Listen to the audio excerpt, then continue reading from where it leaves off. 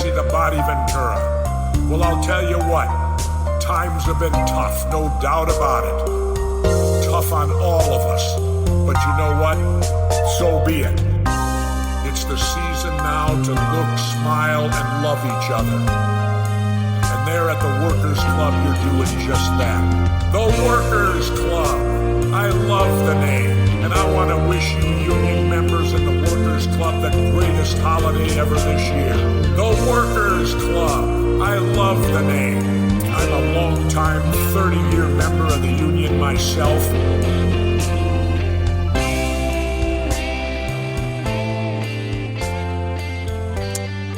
It's the Workers Club, and Larry's in a great mood, and Gus is in a great mood, and I'm in a great mood. Wilson.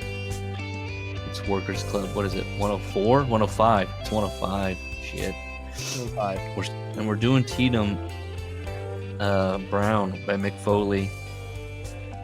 And do you want to just do it? You want to dive right in? I was listening back, thinking about how I couldn't quite pin why I thought this book was not great.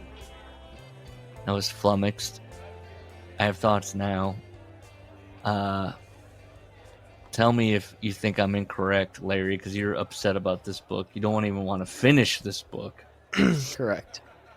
We should finish it because we're not quitters. All right. We'll just have AI do the rest. What? Yeah, just have AI do the rest. Oh, yeah. We will not.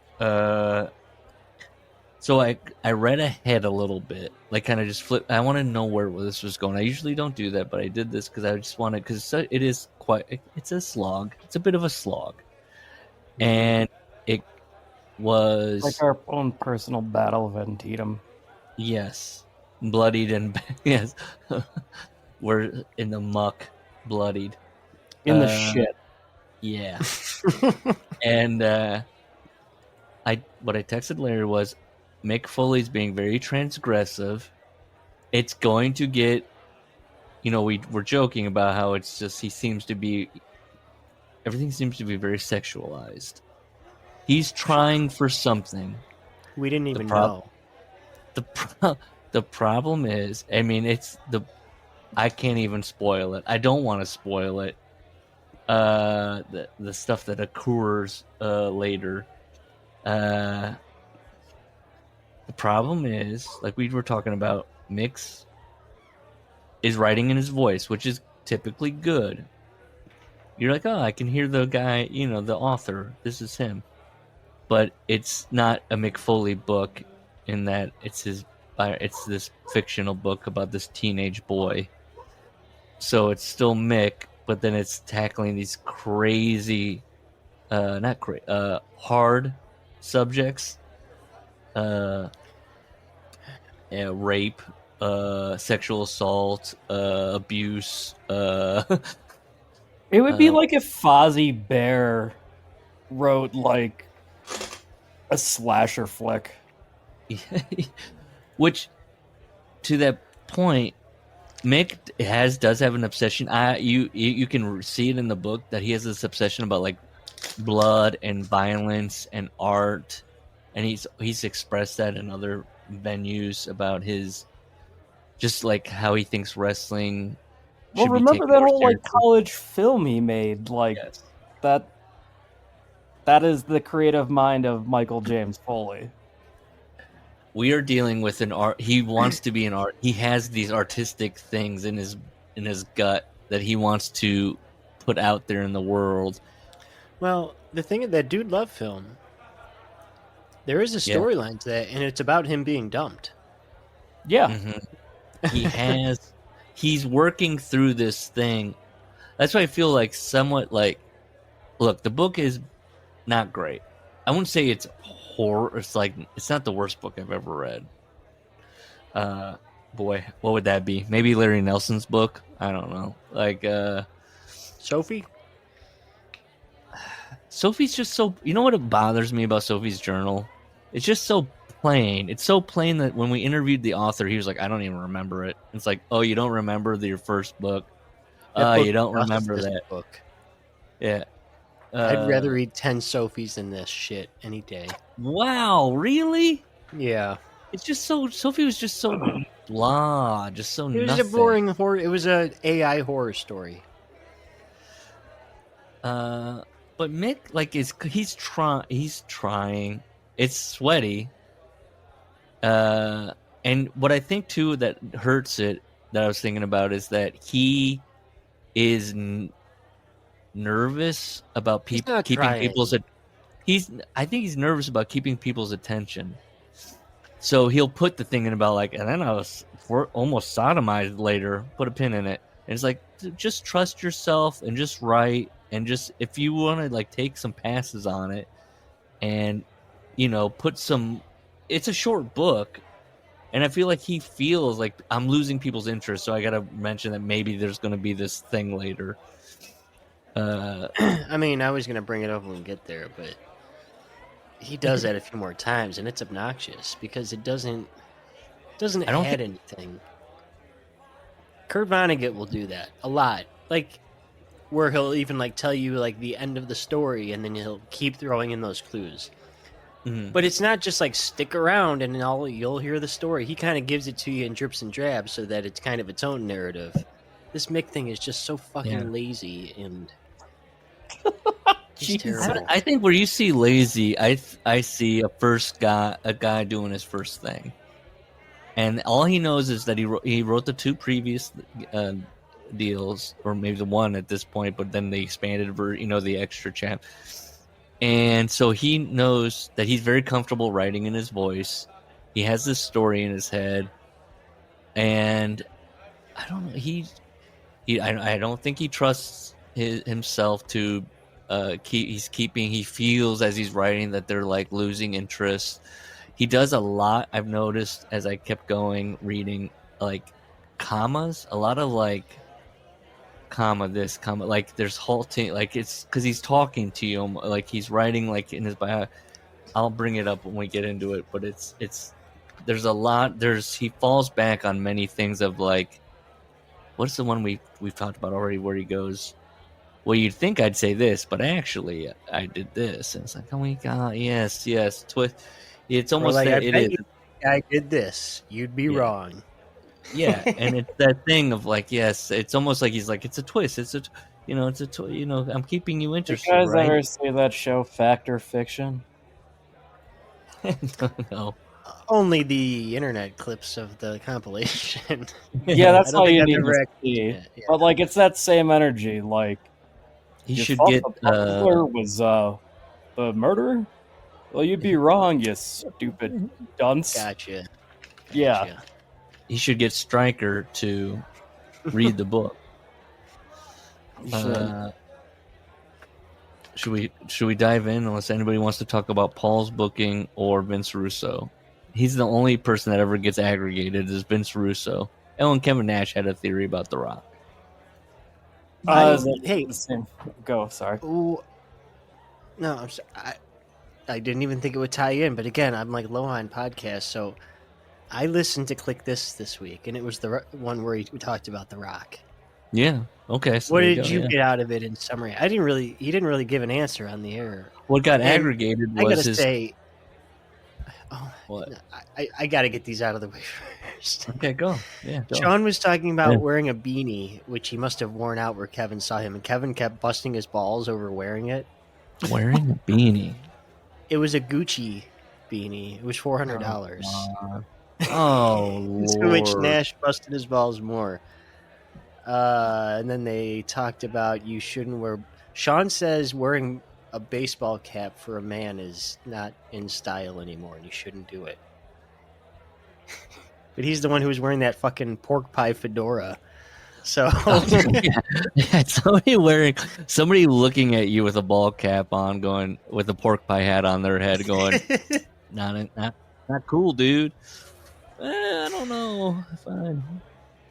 I mean, I wear a ball cap Nash because it's just- not cool. yeah, sure. Okay. I have been like searching I don't for feel- like a good one for months. Yeah. I mean, What was I going to say? I guess Nash, it's my he's just line. slowing down, man.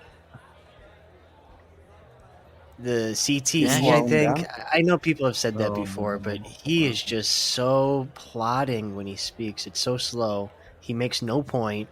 That's why I don't know how he feels about The Rock, and I want to know what you got from the summary. Because it was such a nothing. It was essentially that The Rock can say whatever he wants about why he wasn't there, but he was filming a Scorsese movie, so he couldn't have been there, And then he goes into It's like, Martin. What are you gonna do? he Tell him I gotta goes, take time off to the do last Mania. time, the last time he did the movies, he hurt himself and it cost the movie money. You can't do that. And it was that thing of like, well, yeah, that's true, Kevin. But the point is, he told the WWE that he wasn't going to be available, and they did nothing to the point that fans were like, why isn't The Rock here? I do remember him saying that now. Okay. Yep. Yeah, Sean didn't really push back, so you didn't get that counter because Sean sucks as a host. Well, what's Sean going to say? Well, He's going to adjust Conrad his pushes back Checks sometimes. and fucking wear those $400 Gucci beanies.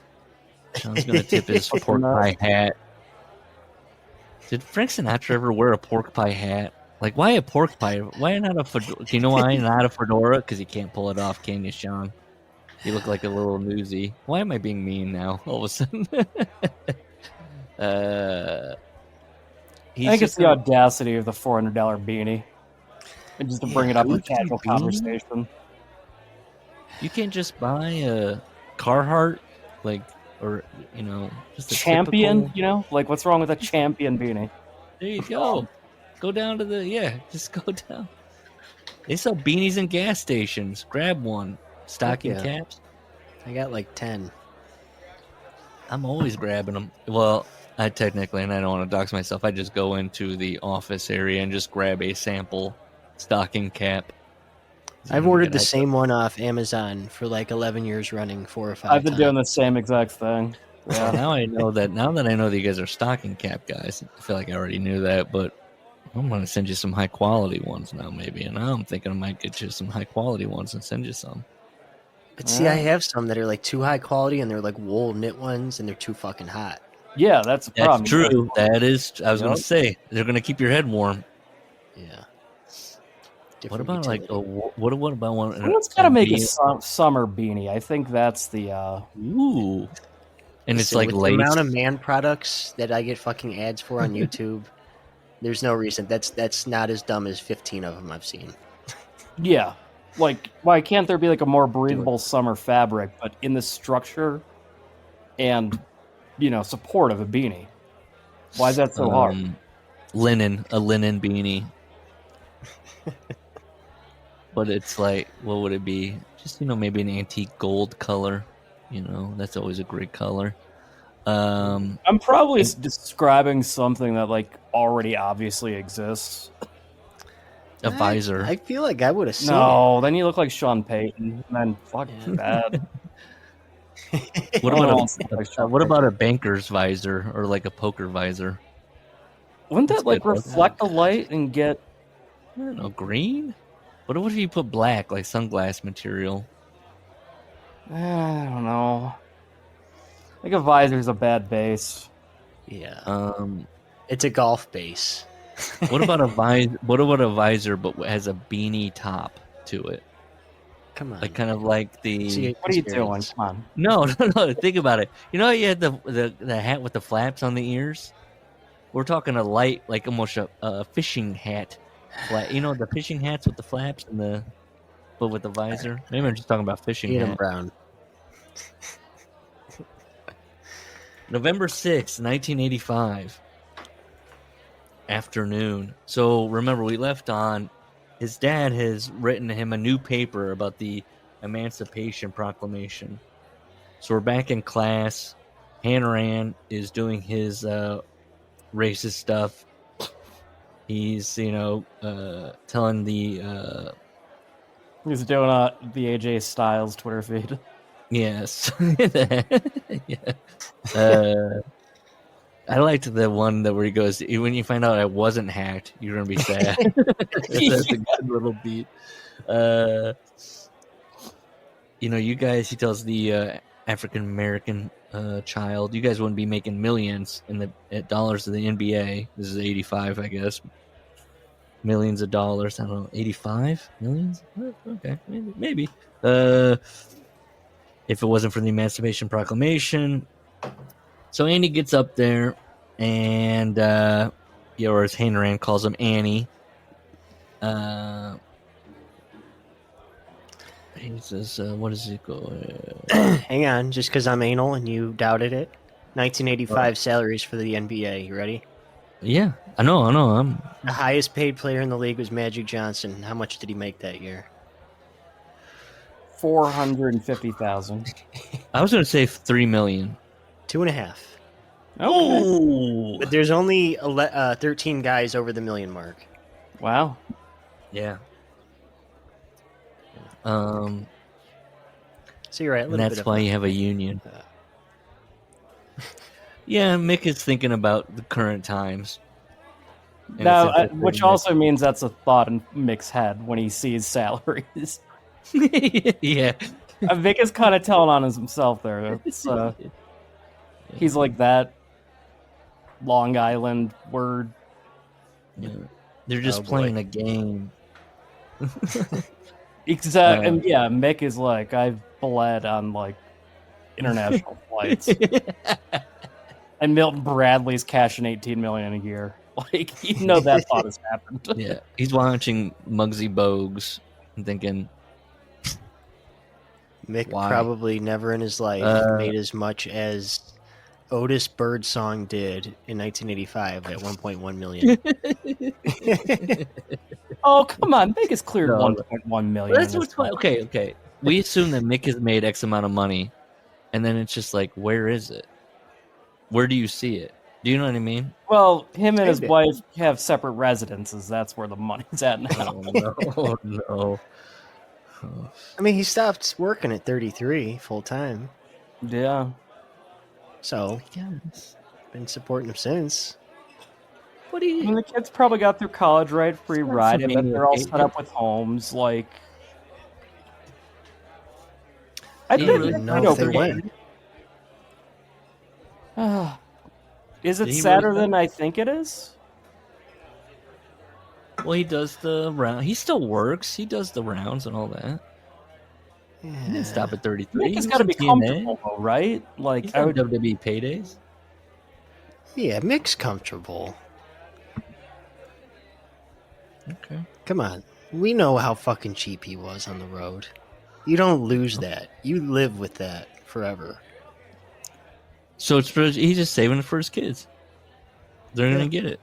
Okay, that's good. And He Hanran's does being have the racist. opportunity to do the funniest thing, though. What? Just all of a sudden blow it all. Like 25-year-old wife do the Belichick. I'll do that. Mm. God, that's not out of the realm of possibility. No, Come it's on. not. That's why I'm like. If those any of kids these better be ladies careful. were smart, start Listen, sending Mick's Mick down- Foley some DMs and he could Mick's be in down it. in Florida, you know. Yeah. That's not confirmed. If we would interview You him, can we just could tell ask him you've but- already had sex and that he's forgotten about it. Oh, So you don't even have to. come on. He would get CTE from that, right?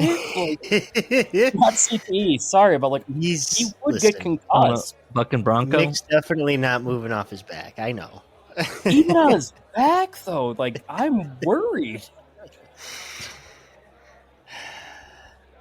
Oh He just man, look. He is not like that. He just wants to be friends. Okay, settle down. fuck, man, Um. what a dark existence. Hanran's being racist, and because Andy is standing up to him here. Okay, this chapter is Andy is going to stand up to Hanran, and Hanran is saying, I live in America. I'm entitled to stay whatever I want, and he thinks that his name is Tietam, so that he's a Southerner. Everyone keeps confusing Andy for a Southerner, and he says, my great grandfather fought on the side of the Union. otherwise my name would be Sharpsburg. And he explains that the North referred to battlefields to the closest body of water, and the South used the names of the towns. So Well, you he's didn't say why he's even saying all this. Because he turned in the paper where he called Lincoln a cocksucker. Yes. Okay, sorry. I just No, that's true. Yes. He's and Hanran's threatening that he will get him out of this class and out of this school. Yeah. So Annie tells him in a big final, F you to Hanran. He says, "Look it up in your book. It's called history. You dumb, ignorant jerk." Cool.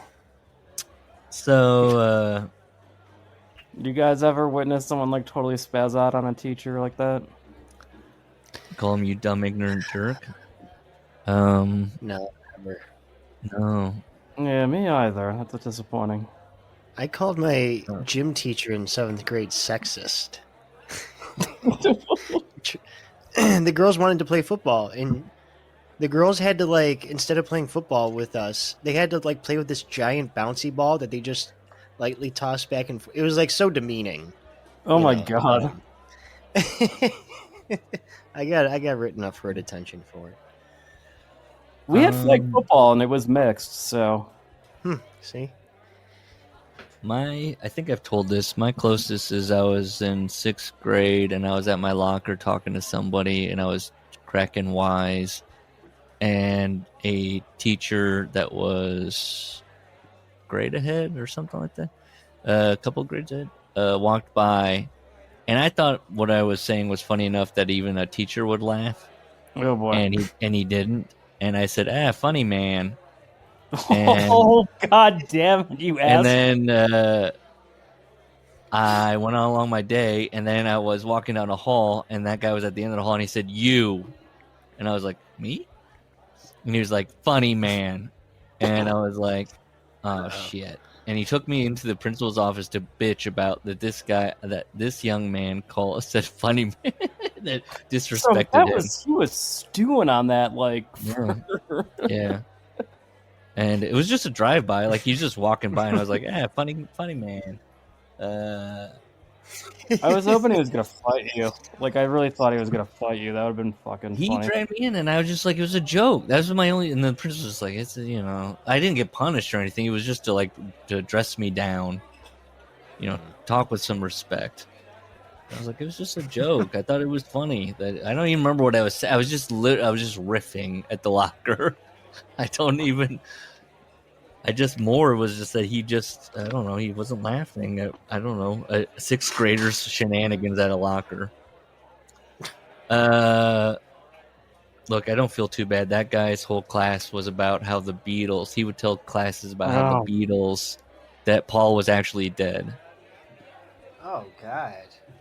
Yeah, like he would like pitch it as legit, yes. He was one of those people. I did not know that actually exists until he had... He had a whole story he told about how his friend showed up at his apartment when he was younger, soaking wet in the rain, and was like, "I figured it out that Paul is actually dead." And then he did all the clues. Like an anti-drug? I don't know. It was just like that. He thought it'd be funny to pitch the conspiracy to people to children, that Paul is dead and that an imposter was in the Beatles. Yeah, I mean, I remember finding that rumor on AOL in 95. Yeah. Like, if you listen to a certain song or something. Oh, yeah, he played it all. Oh, yeah. What an asshole. Fuck Funny Man. I don't like Funny Man. He was a heavy smoker, so that when he would lean in to talk to you at a desk, because I eventually did have him as a teacher. He just reeked of cigarettes. We had his hands reeked, his breath reeked. She was old, so it was cigarettes, coffee, and just old grandma perfume. Dude, that's the worst. He he was the guy that was like, he's, this is where I live out in the Midwest, and he's teaching English, and he's wearing like the elbow patch jackets. He's like one of the younger teachers, I hate this guy so much. This is actually kind of. I was at there's a racing track around these parts, and my brother and I went to watch the Kentucky Derby or some such thing, and I saw him there, and I was like, "Of course you're here, of course you're here." And I think he was smoking a pipe, in the bar. It was good. So he calls Hanran, "You dumb ignorant jerk." And Hanran just punches him. Punches him right out. Terry is like, Andy. And he says, "You little bastard, get out of this class and take that redheaded bitch with you." I wrote question marks because I guess she's been described as auburn. I was like, redheaded? I thought she was like blonde. Didn't he describe her as blonde at one point? Christina Hendricks is basically what Mick's picturing, probably. Okay. Yeah, we've cast a young Christina Hendricks. I think we did this in Mick's book before, too, with Christina Hendricks. Yeah, I know. I think so. Which is fine. That's a fine type to have. I'm not. Terry takes them home. No, it was Ed Ferrara. Remember the college girl chapter? Right. Thank you. Oh, Christ. There's another horny chapter. It's Generation X, weird, suppressed Catholicism influenced horny prudeness. That's right. Yeah. So Terry says, "I'm going to take you home." And I think, is this where she reveals that she quit cheerleading? I think so, possibly. Oh. She drives past his house and goes to her house. He goes, aren't your parents home? And she says, "No, that's part of the reason why I brought you here now, big boy." No, but go back, because this is, again, stupid writing when he says, "I said, quote, 'Is your father home now?' and secretly thought, 'Oh, please say no. Oh, please say no.'" Mm-hmm. I think we can show that. No? I don't know. Yeah. I crossed my fingers or something. But he's lazy. Bad. Well, I love that you keep going back to lazy. That is... Yeah, he's trying. It's, you know what it is? It's resentment, because this guy wrote an autobiography and now he just gets to publish a piece of shit fiction book that if he didn't have that name, nobody would pass through. No, editor, no publisher. That's all. Well, I say, God bless him. And then there's even, I can think of, like, the celebrity or artist, whatever. It's a lot of musicians. I know of a lot who have written fiction books, like written a novel. The guy from Primus wrote one. Steve Earle has written short stories. They're not this bad.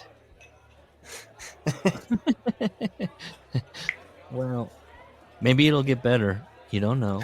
Maybe he'll find his voice.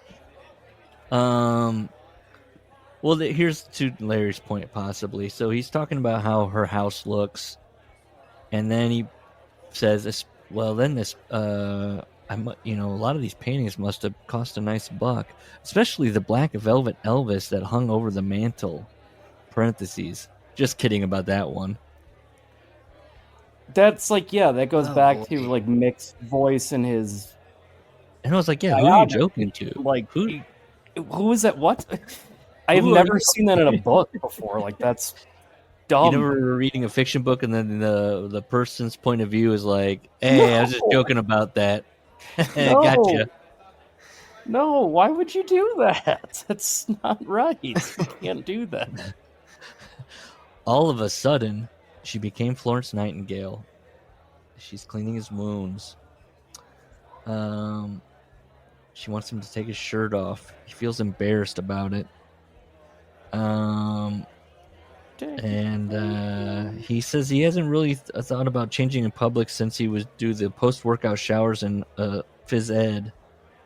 that allowed pecker checkers to size up the competition. And this reminded me of Mick is, and also in his book was always very concerned about being. I'm not gay. But in the book, he said, "I always wore my towel to the shower because of the Irish curse," or something like that. Of course. Right. Yes. And that he wasn't as gifted as Scorpio. Right. He does make a lot of cracks about his penis size and Yeah. The Irish curse. Mick is worried about pecker checkers. He's just a guy from Long Island. Think that Kevin James is a pecker checker? Oof. No. Kevin James busy goofing around. Mick is watching from afar. Yeah, wish I could be like that. So this is where he says that she quit cheerleading, and she hands Andy her diary, and she says, "I'm gonna jump into the shower, and then you read this while I'm gone." And it's about the night of the super dance, and she writes that she knows that she wants to give a gift to Andy. Oh my god. But he won't get it for free. He'll have to give something up of his own, something he's had all his life. This is a really stinky paragraph here. I'm going to read it. I read that last part 3 or 4 times until I felt like Burt Ward's Robin in the old Batman show, trying to figure out riddles that Frank Gorshin's Riddler had left. Then I smiled. Fuck? Hold on. Hey, I'm not done, Gus. Then I smiled and thought back to my 3rd Halloween when Auntie M had walked Johnny and Rachel and me for that one night doubling as Batman, Batgirl, and Robin, and how she'd yelled, "Pow, bam," at each open door while us kids showed off our bat fighting skills. Pow, bam, boom.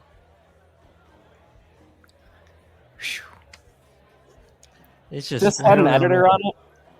That's the thing where it's just like he does that again. Wait, was that? Did we already do that where he spirals out and he's thinking about Mickey, the Burgess Meredith's career? Ooh, did we already not yet, do that? I don't think. I don't think so. Okay, might happen. If we can't remember, it might be happening where he starts spiraling. How many qualifiers were on that? I felt like. I don't know. He felt like Burt Ward's Robin in the old Batman show. This is 85. When was that on the air? Well, I was going to say the same thing about the Kinks reference. Yeah. If this character was born in 68, I mean, that's when the Kinks were popular.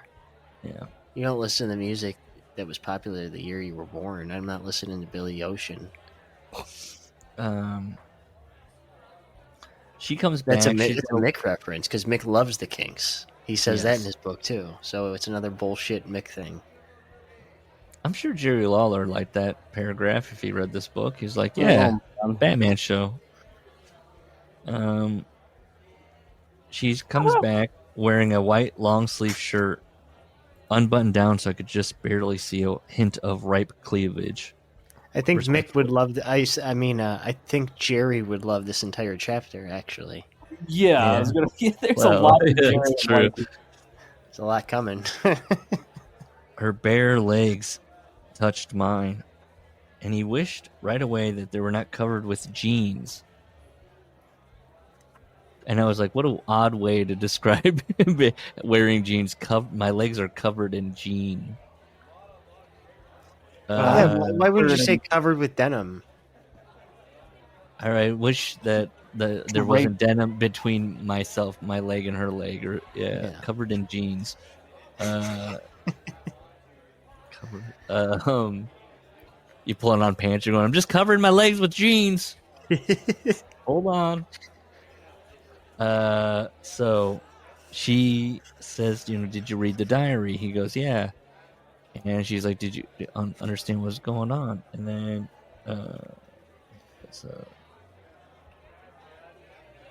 I'm just a girl that wants to be kissed by him. And so they start kissing. Wait, what? Yeah, I'm moving on. I don't have a lot because I was just like, all right. No, but I'm saying I want to be kissed by him. What? Where is that at? Yeah, she's saying from the diary, That's like, what you just that's said. you. Yeah. Oh, she okay. says. Yeah. Yeah. And he's kissing. They're kissing. Do you want me to? My lips met hers, pressed firmly ahead. I opened my mouth just ever so slightly, and her tongues gently touched, and performed a small dance until her tongue won out and entered my mouth. All the practice with his pillow had paid off. He knew he was good. Now she wants him to lay down. I don't She's like. straddling. bring up, She's though. straddling his torso. What? It's gonna get worse, What? Gus. But you didn't point out, which I thought this. I don't know. It comes up briefly, but it's such a punchline that I don't really get it. The family's infatuation with Jesus. Yes, there's a portrait Oh, of I Jesus forgot in it's the room. preachers. Yeah, I Yeah, keep forgetting yes. this part. Okay, Fuck. yes. Okay. There's a portrait of Jesus in a room. I forgot. And they do a thing of like, is he okay with it? Well, if I'm okay with it, he's okay with it. So she has him lay down. She's straddling him, right? She's bathing his wounds, right, with her kisses. Her soft, tender kisses were life's best medicine. Hang on. So, yeah, we've already skipped the first one when he talks about her ripe cleavage. Yes, yeah, Ripe. Yeah. yeah. And then he's going to use I the wrote cleavage respectfully. 2 more times in this page. A small hint of cleavage, and then a swell of soft cleavage. I mean, what the Yes. fuck, Mick? Yeah, he sees boobs. She's kissing him. She's kissing where his It's ear a high used to be. schooler. You can't get too graphic. She whispers into his ear stub, "It's all right now, Andy." Oh no! Oh. She kissed it so gently while I softly whimpered. Oh. So he informs her, "This is the best day of my life." And she goes, "It's Wait. about to get better." Oh, okay. And his eyes grew as one at a time, button by button. She's taking her shirt off. And he says, "Oh, Jesus Christ." I mean, Shh. This is where she goes, "Shh. If it's okay with him, it's okay with you." It's talking about Jesus. Mick thought he was the cleverest fucking boy on Long Island when he came up with that one. So then she says, "I want you to touch Learning me." annex. So she takes his hand and puts it on and made an arc for her breast, and there was contact. And he goes, "Oh, Jesus Christ!" My voice made little gasps, and my face made expressions I wouldn't want to see on video for $1 million. Like that, parentheses, snap of the fingers. I was done. I then took on that look that all of us get, and I was like, all of us? Okay, Mick, don't speak for... Yeah. So what has happened here is Andy has premature ejaculated. Got it? Mick saw American Pie and wanted to work it into his book. She's saying, it's okay.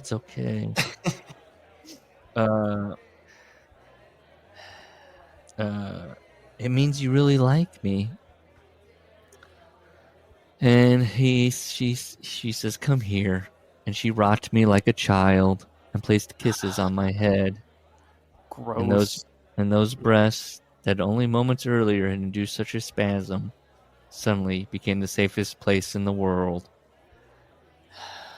Now, if you remember, he's only referred to the character here, Andy Brown, has referred to breasts as the safest place in the world. His mother, Mom, Auntie M. No, that was Mickey one of his Foley. foster moms. Yes, both his mother figures. Yeah. Have been the safest place. Their bosoms, and now it's his girlfriend. And I wrote, "Mrs. Foley's baby boy, mommy. Colette, how's it going? Remember that? I was going to that. You think I can find Jack Foley's wedding picture and see if Mrs. Foley was a busty woman? I would love to know the answer. So they go home. She Nick, treats your grandmother. Nice friend.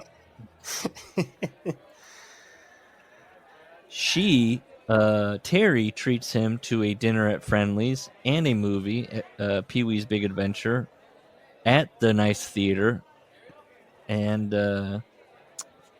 he again brings up, remember the sticky floors and how this place doesn't have sticky floors? Well, now he's like, the stickiness was right where it belonged, in my underwear. Come on, man. Gus, strap in, ready for this? Which I would later wad up and put in my small box of keepsakes as a rather odd souvenir. Stop. Of the most horrifying 5 seconds of my romantic career. No. Well, he's just like his dad. He's probably gonna have ropes hanging off of his stiff drawers. Oh. Mick's being, hey guys, like I said, Mick's being transgressive. That's the word of the day. He wants you to feel uncomfortable. Is he making you uncomfortable? It's art. He makes a joke again in the next pair. Right, it's just nonstop. Yeah, he's got a huge shiner on my eye, a hand inside my own, a warmth in my heart, and a load in my shorts. He came. My son, he came again. The way you said that made me think of happiness. The end.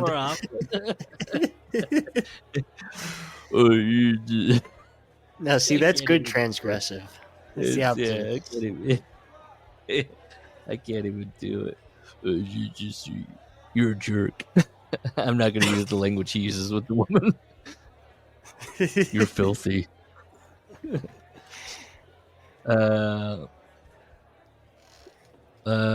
he tells her, Terry, about his dad's naked, exercising.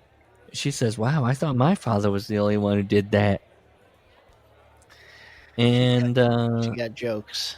Yeah, and then Andy, although the idea of her father's middle-aged balls would come back to haunt me at a later date in a most inappropriate fashion. So I wrote, what's the, yeah, one? What are they? Oh, the WWE subtly hammer. I wrote, there's, what's the appropriate fashion? So he's back with his dad, and his dad is like, "Holy shit, you got punched in the face," and he explains what happened.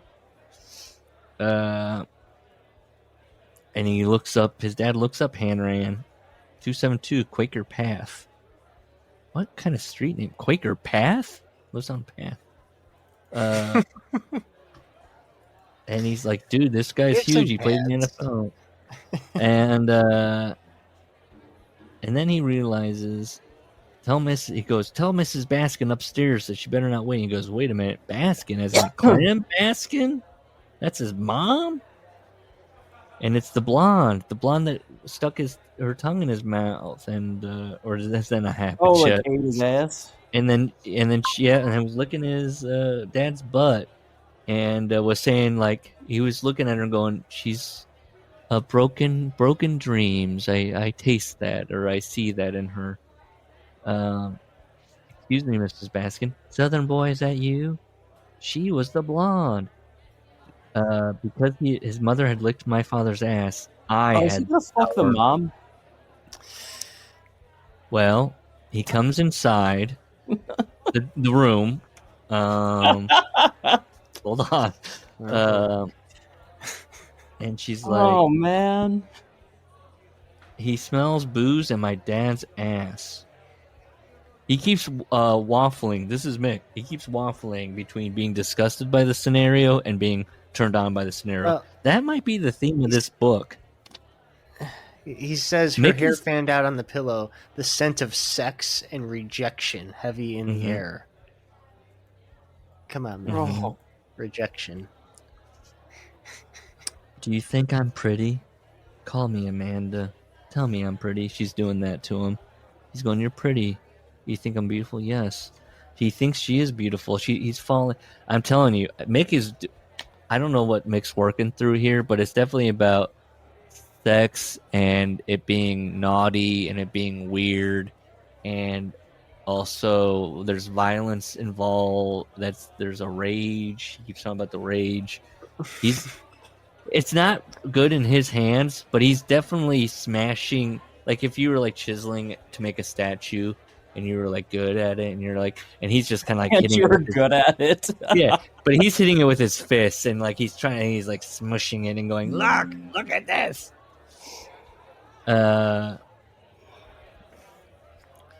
So she wants to be held. Your father doesn't hold me.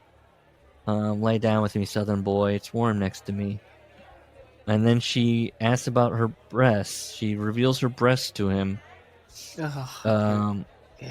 And because he'd already seen Terry's breasts earlier, he was like, these are the second most beautiful breasts I'd ever seen. Which I guess they were the ugliest by process of elimination. That's in parentheses. I don't know why like that. Why would that be the jump? Like I've seen two pairs. So since I've seen a better pair, this is the ugly pair.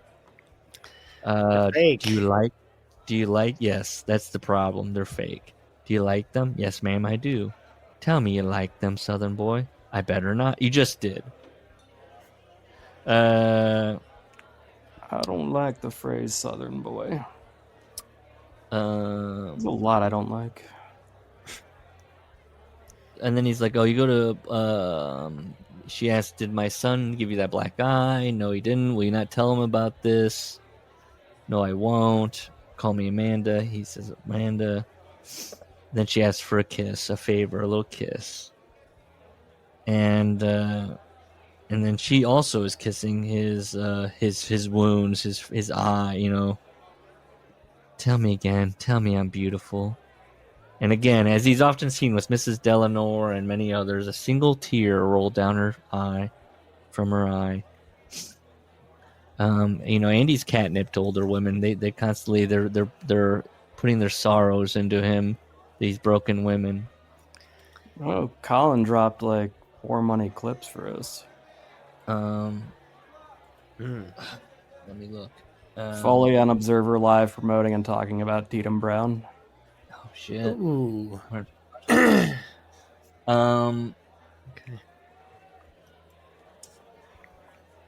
Dave talking about this book. I need to maybe did Dave read this book as a proper. I was going to say, usually when you interview someone about their book, you have to have read it. Do you think that So happens? He's probably just gassing him up like it's really impressive. I'm sure Dave thought it was impressive. There's no way he did. I mean, do you see the Observer Award Best Book nominees have to like? Come on, what are we doing? Wrestling books. Yeah, we've established wrestling books are not good. She was the Unless saddest one it's I never Burn seen. Chronicles. Yeah, you know, that was a pleasant read. She was the saddest woman I'd ever seen, and he had a strange thought about her breasts. If I had breasts like hers, I'd be happy all the time. Oh, here we go. Ready? Here we go. So then he thought about that he'd just been in a scene out of Mice and Men. Then I heard Burgess Meredith say something about what happened in Weed. And a quick Burgess Meredith retrospective ran through my mind. Quack quacking as the penguin, then yelling, down, stay down, as Rocky, and then putting poor Lenny out of his misery. And I was like, wow, I've never gotten this in a book where references. Have you ever gotten that in a book, Larry, where the character's just like, and then I mean, that's true to life. Like, actually, we did. Remember, it was Vince Russo's book. He's like, I got to go through all the references in my head. Well, right no, now. but Mick basically just did a Wikipedia, hole for me. You know what I mean? That's how he's just written it in paragraph form. Yeah. Why? I don't know. Why? I feel like that should be the title of why. I don't know. This chapter, we have to take a break. This chapter is so long. I know. It's not like we're not done. I have to take a break. I have to. All right, Well, take 5. Yeah, take 5. Right. Okay, so he goes to Tietam Brown's room, his dad's room. The closet was a library. It's a U-shaped walk-in closet, and it's floor-to-ceiling books. And he's got a desk also in there with the typewriter. This character is so stupid. Oh. You know what I mean? It's such an unbelievable character. Brother, and I'm going to say this, we were kind of guessing what the character would be like. I'm telling you right now, Larry, we were swerved. Mick swerves us all. I don't want to spoil it to me. His dad is the villain. I feel like I already spoiled it. The dad's the villain. Okay. Let me do a Mick Foley here. Keep listening. Keep reading. That's where I'm flipping through and going, excuse me? He got me. But right now we're in his dad's library, and or his closet library, and he's what is he doing? I sat down in his chair and looked around, feeling, I imagined, this is where I started noticing commas. I looked around, comma, feeling, comma, I imagined, comma, the same way the detective who discovered the bodies in John Wayne Gacy's crawl space had felt upon making that grisly find. This is another one of those Mick comparisons there where Jesse Owens or just, and it's like, why would you feel you're in your dad's closet and you feel like you're a cop about to find young boy bodies stacked like cordwood? I'm confused why you would. One of the books in this closet, The Art of War, which I was just like, well, that's like a classic, like dumb people think that's a smart book, The Art of War. The cover falling off. Another one is the King James Bible. Or did we freeze up, or did Larry freeze up? Or is Larry just so? Oh no! Larry's just stoic. Sorry. He's just zoned in. No. I thought he. Sorry, you piqued my interest. I'll stop. I was King James Bible. Oh, you're scanning it. And I think I like scrolled onto the exact heel turn. So there's so many things that like or even reference that I did not read that I'm like, that happens in the book. I would give you keywords. Maybe I'll text you keywords. I won't ruin it. I'll get there. A King James Bible. So he's got a Bible. He's got the Art of War. He's got a Bible. And then it was this guy who's feeding the poor, Eddie Edwards, he says, the two of them smiling. I wondered why. Why would this guy hang out with Tietam Brown? And he's doing this. I dismiss this man as having no depth, but clearly he does. And keep in mind, his dad is left to go confront Hannaran. This is why he's investigating the house. Yeah. And he's thinking about Terry wanting him. And so now his dad comes back. And he is beaten up. He's just absolutely walloped. His face, he looks like somebody from like a movie. He's just beaten up and bloody. And they go to bed, and he has a vision of his dad standing toe-to-toe with Hanran, but then he realizes that his dad's fist did not have a scratch. His father had not landed a blow, and that's the end of that chapter, finally. November 7th, 1985. Well, hang on. What? Like a sleepless child who counts his sheep, I chronicled the labored gasps and groans of Tietam Brown's breathing. What? Mm-hmm. Okay, I'll break it down. So a sleepless child maybe would count sheep, right? Instead, he is counting. He's just like listening and kind of like going in tune as he's trying to fall asleep. Of like the. So his dad's dying. Yeah, he's Got doing like internal broken like. Probably his nose is broken, I imagine. Okay, all right. That's true. Which I'm sure if he used to be a boxer, his Mick or Andy should be saying, "Don't breathe out your nose; you'll blow your eyeballs out." But come on, that is. He's using so many words. He does. I chronicled. You ever chronicle anything? He's looking at the thesaurus. He's looking around. He wants to change things up. This is all first-time writer stuff. I don't know what to tell you. He doesn't think he's. That's why. And then in the back of the book, he was like, "Well, I've written books, so there you go. Here's the manuscript." And it's like he's a first-time writer. This is a first time. And if this is I don't know. I'll see if you agree. If your narrator is not omniscient and thus cannot be the writer, so it's this character. Yeah. He's throwing in writing flourishes. Yeah. Which doesn't make sense. It should be in the character's voice. No, yeah, it's in his. It's mixed flourish. but found no rest. That's why you got to. That's why you got to give George R.R. Martin his credit. He writes from many different points of views, and they're all singular. They're all, exactly who it is. Nobody. Daenerys does not sound like Jon Snow. Sure. Or is written as. But he is also very, very like Mick, very horny about these characters. No, nobody's read the Game of Thrones. Okay. So it's November 7th, 1985. Andy is a first-time kisser and a first-time breast toucher. And that's how he describes himself. He's in school, and people are talking about how he's the guy that got beat up by Coach Hanran. And he goes, so he goes into the class, and he says, "I never heard him coming. Don't get me wrong, comma.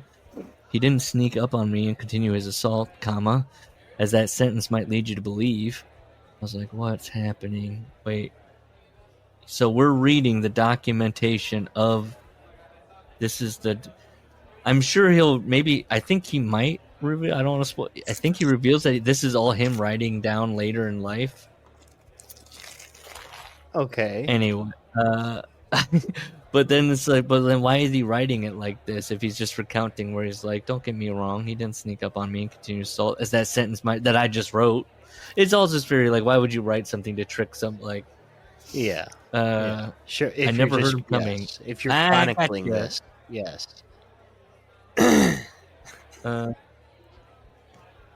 I saw my son. Okay. Because he does it again here. He's looking for a sign that his dad did any damage. I saw my sign. A bruise, or more accurately, a series of bruises. By the way, it's a bruise, comma, or more accurately, a series of bruises, comma, on Mr. Hanrahan. Unfortunately, those bruises were all on his knuckles. I was like, this is where I was like, there's too much of this. The swing, like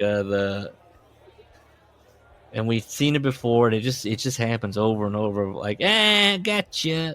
You think it's this? It was actually that. Yeah, and there's a lot of comma of just like you see even in the dialogue, you see comma, class, comma, in history. It's like you could put some little dots, a little dot. He's almost thinking he's thinking too much about the grammar being right or something like. Which, yes, I get it. You see class in history, as the commas aren't supposed to be there. I suddenly knew how the Grinch felt when he puzzled until his puzzler got sore. Because, Hanran's being nice to him. Okay? And he goes, I was puzzled. And then to reference that thing that he just wrote about the Grinch. So I puzzled and puzzled till my puzzler got sore. Mick, we got it. You just used that a sentence prior. You've just reconfigured it. You don't need to do it twice. We got the puzzler thing. You like the puzzler? You put it in. Good. But it's like, again, is this Andy or is this Mick? Okay. Yeah, boy. I don't know. Terry's smile was as warm as a pup by the fire. You like that? Because he does his report, and Hanran says thank you. Something had changed. Friday the 13th, November 1985. His dad's finally recovering, kind of acting like his old self, and he goes, "Did I ever tell you how much I love football?" "No, you hated it." And he goes, "Well, actually, I love it." And he wants to go to the high school football game. And then he says, "I'm sure your girlfriend's going to be there. I'm sure she's going to be cheering her little boobies off." Oh boy. So Andy's dad and Terry both use the word boobies. Mm-hmm. Just want to make that clear. So Andy informs his dad, first off, Dad, Terry quit the squad, and second, her boobies aren't little. I wrote lovely.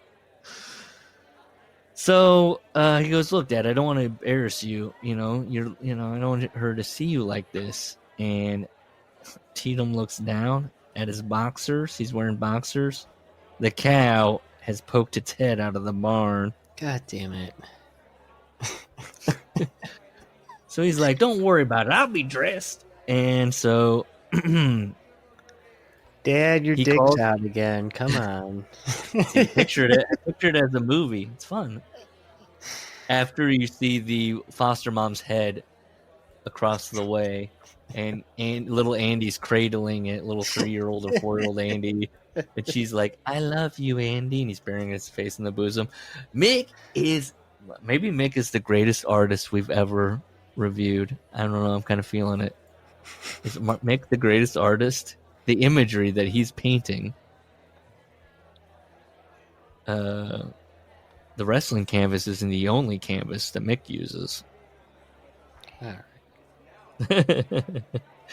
So he calls Terry, and she's like, "Hey, have you been thinking about, losing your virginity?" That's what the diary meant, And what do you think about doing it, Andy? About really doing it? And Andy says, "Terry, I think it's going to be the best feeling ever." And then his dad hears that. Gives him a hard time.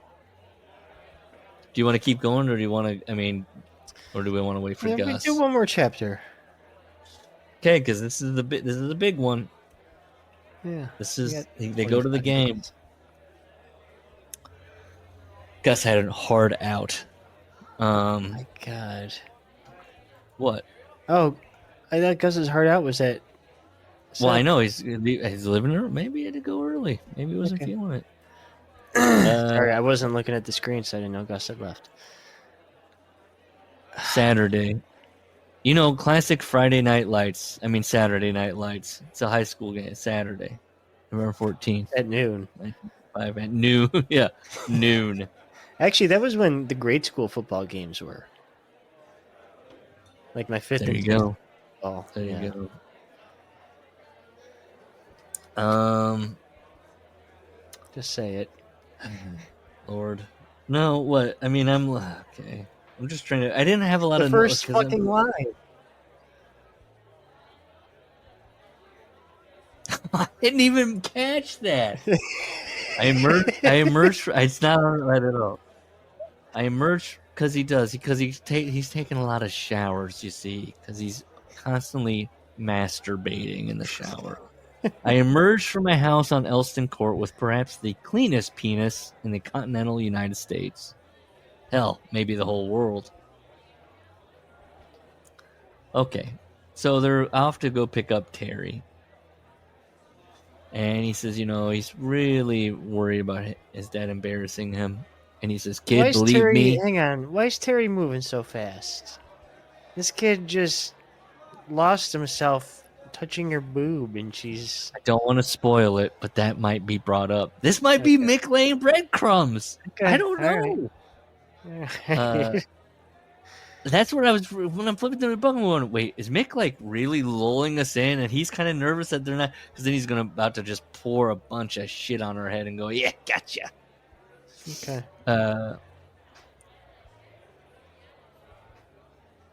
His dad says, "Kid, believe me, my attention is going to be completely centered on the game. I have reason to believe it's going to be very interesting."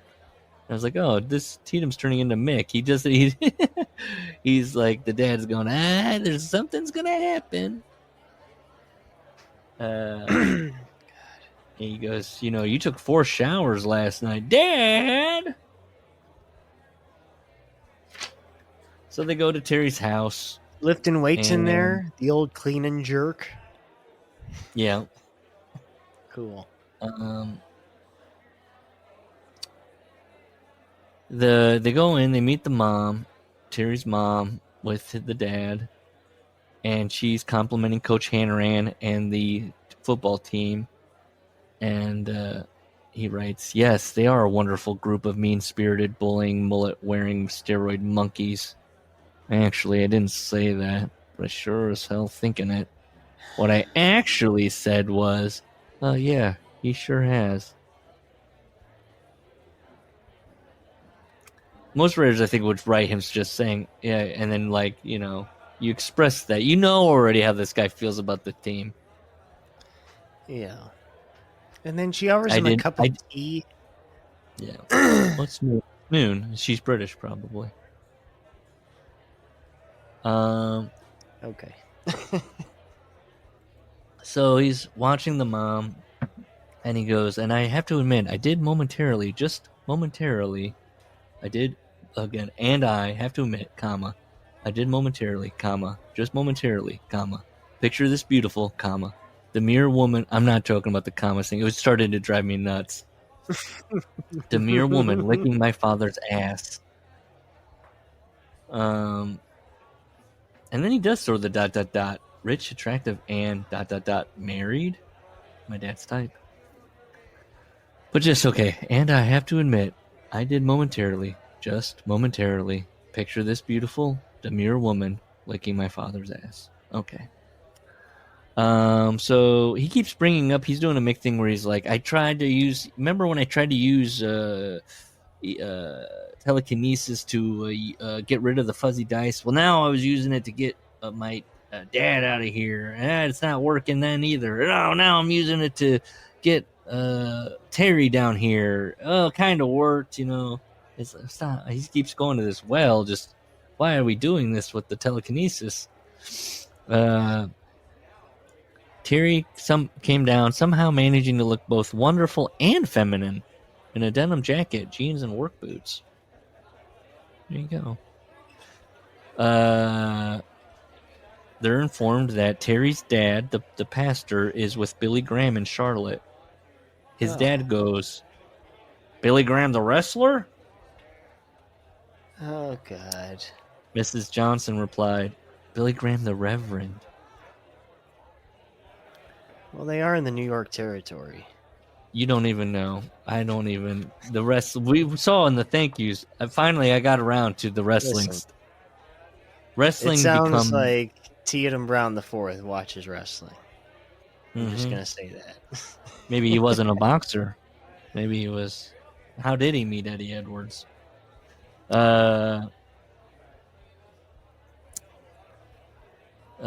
He writes, so they all get into the car, Terry and Andy and the dad, and Tietam is kind of doing this "aw shucks," he's quoting the Bible back to the mom, and it's a little bit of that prior, you do know your Bible, Mr. Brown. Yeah.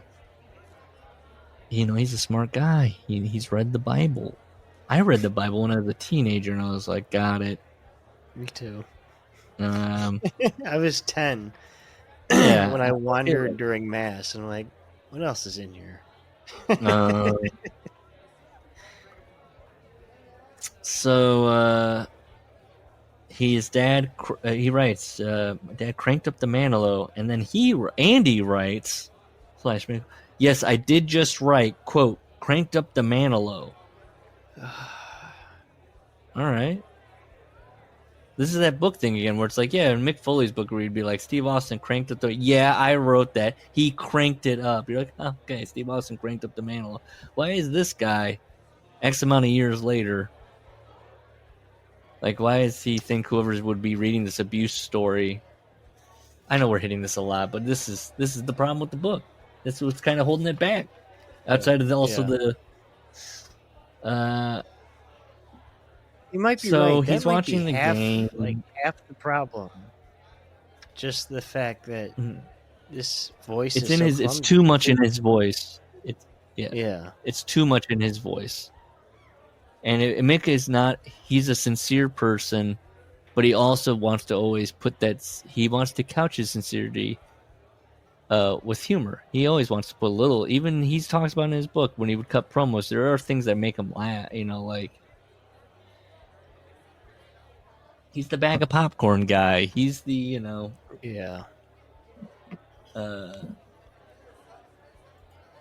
So they go to the game, and they're watching the game, and Hanran is doing weird things. He's punting But on hang second. on. One more time. As they drive away, I studied Terry's mother through the... This is such a stupid paragraph.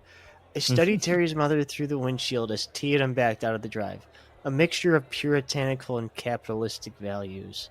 Dedicated to God's word and the surgeon's knife. A woman, I guessed, who would not be licking my dad's ass anytime soon. Yeah. Even without that last sentence. Who's making these judgments? Andy, the teenager, I think. Again, you could describe those things and let the reader take, wow, this woman's kind of a contradiction. But instead, he's just going to put it in a paragraph. Be like, this fucking, Now is, by the way, where I'm going. Yeah, I'm going to address the evangelical, the hypocrisy of capitalism. Yeah, you could just say and, she had like a picture of Billy Graham on the wall and like a beautiful gold bracelet. Okay, we gather those two things now, don't we? Yeah, you gotta. I mean, yeah. There's a. I'm trying. This is where I was flummoxed the last time, where I was talking about books I like and how they don't really. I wrote the WWE thing where it's like it is brought up on Voices and the subtlety hammer. You're right. That thing of like pound, and like I said, like why is the Confederacy of Dunce's book good? That would also, you could say there's certain elements of it that are, like I said, my go-to point of being transgressive is that the main character. There's a whole swath of a passage where he talks about pleasuring himself to the thought of his dead childhood dog and into his little league mid and what it all. But it's funny. It's concerning. It explains about his thought process and where he's at. And this is a very broken man in that book. I don't know. Yeah, what I think it is just clumsiness, really. Like there's people. Which is crazy because I said it because then the guy that wrote Confederacy of Dunces, that was his first book possibly or his second. I thought that's you know the story about that guy? Found after he died. He wrote another one called Neon. Oh fuck, I can't remember. He had another one that he'd written. Right. I couldn't remember if that he'd written that previous or after, but but yes. This poor guy could not get this thing published, and he kills himself. And his mom finds it in the 80s and gets and it wins the Pulitzer. It's so good. And there are silly characters. Like it's a silly book. It's a funny book. It's a sad book. Walker Percy got it published. I've read a Walker Percy book, so it means something to me. I love that book. But just even thinking about like, look, I'll say this is a class. I love a classic. I love Moby Dick's one of my favorites. Steinbeck is one of my favorite authors. I love Grapes of Wrath. People go, oh, that's a high school book. Hey, come on, did you really read it in high school? I've read all the Steinbeck books. But he also isn't hammering. You get all his themes. You got it all. You get what he's getting across. And it's just like it's just these people's lives. We read The Pearl. We read The Pearl in 6th grade by Steinbeck. I don't know if you ever read that. Have you read it? Yeah, I mean, it's been a long time. It's been a lot. But now they it's just like sit under my bookshelf. If I had them, we didn't even analyze it on like the kind of money ruining, like pursuit ruining these people's lives. We just kind of read it on the base of the story itself. So But, as is. Yeah. But again, an example of what Mick's not doing here. Mick wouldn't. There'd be no subtlety like that. I mean, you can get it. Here's what you can do. You can get it through dialogue. A lot of times people express themselves when they're talking between. They explain who they are and what they're about or whatever. And Sure. I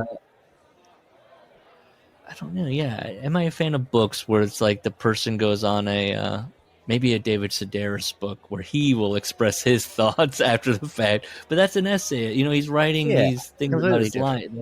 Yeah. Which is like, I think where Mick is kind of, he's waffling between where he's. Yeah. I wonder if, I don't know. I mean, you could say, her perpetually shocked eyes glanced at Tietam. And she had a facelift. Yeah. You know what I mean? Come on. Yeah. If she, yes, that gets across. If she had any emotion, it wasn't coming through, You know what might have made this book better? What they could have maybe even bid on? I wonder if this was even brought up. You put Tietam Brown by Tietam Brown. But see, then you can't sell it as a Mick Foley book. But maybe you leak out there that's by Mick Foley. If you put by Mick Foley, I don't know. Now I'm overthinking it. Like, how you could really sell this book and then it had people kind of be more gentle with it, or maybe they would have been worse with it. I don't know. Say it's by this, put it by Andy. Put it by, say, Tietam Brown, by Tietam Brown the Fourth, or whatever. Yeah. Let people think it's real. Maybe I'm going to Andy Kaufman with it. I was just thinking of that. Okay, so handwriting. Yeah. Well, that talks about pseudonyms, because there's that thing where, J.K. Rowling has written in a pseudonym. And I can't remember, did they leak that it might have... I feel like they leaked because it wasn't selling. It didn't do... It's a fairly popular book, but it wasn't as popular, I think, as they... She wrote like a murder mystery in a town, kind of British, one of those British murder mystery town. Everyone's a suspect.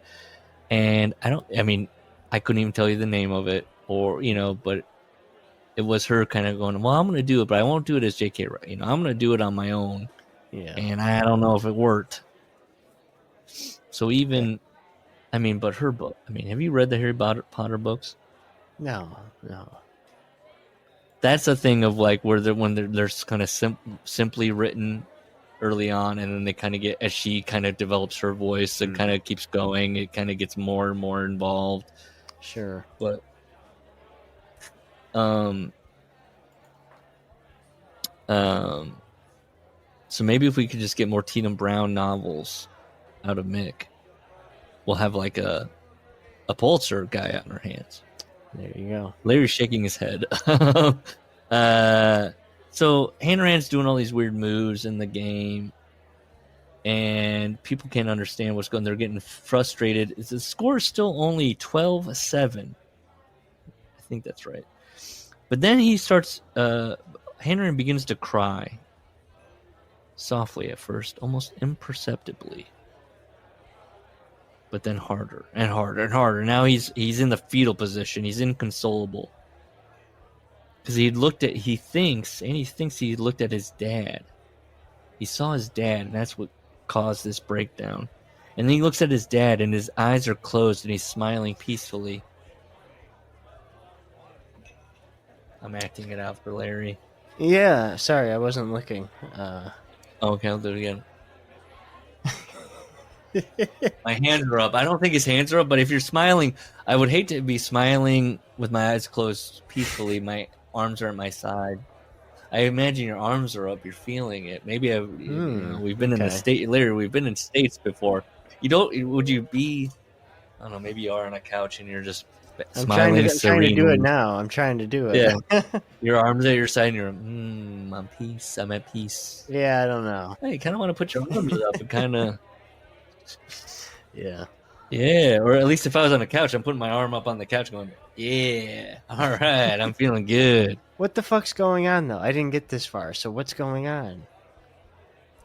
Well, I'll tell you. The coach Teacher's looked at crying on the dad. sideline and the team Yeah, loses? well, he gets up on his feet. Oh, boy, weird. Yes?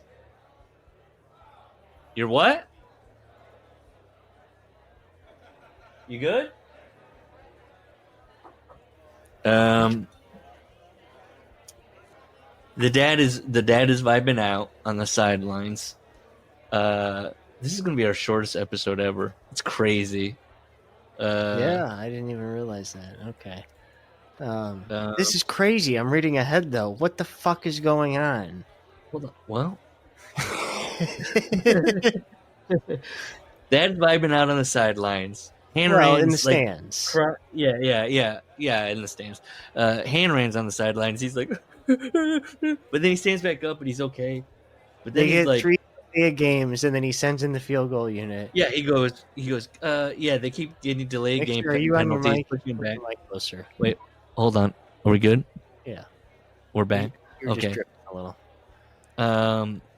Yes, he's they keep getting delayed game penalties, and then he just sends out the field goal team, and then that makes the team and some people from the crowd, I believe, parents, begin pummeling Coach Hanran. They start beating him,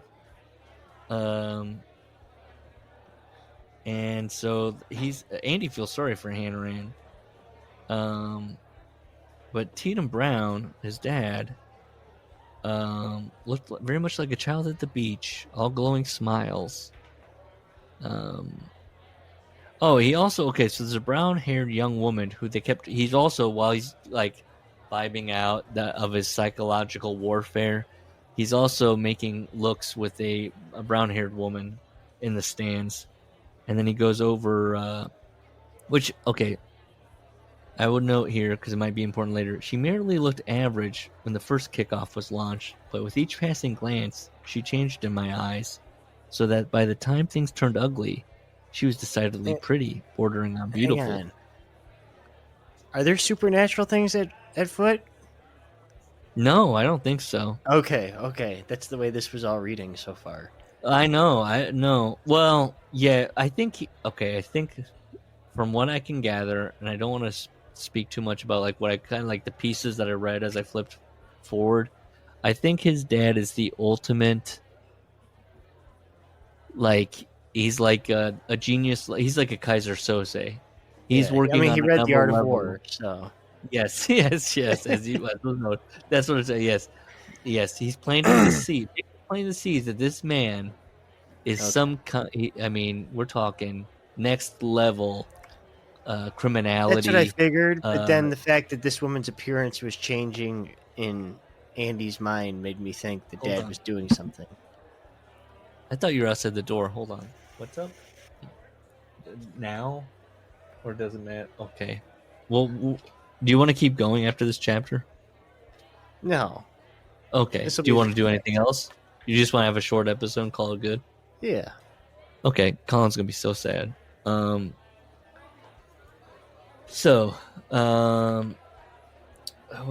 we at? There's only two pages left. Well, hold on. The team spot- smashes him in the back of the head with the helmet, and everyone's piling on. Yeah, everyone's assaulting Coach Hanrahan. Well, Dad's making eyes at this ugly woman. Dad walks towards. No, she's beautiful. She was average, and now she's beautiful. So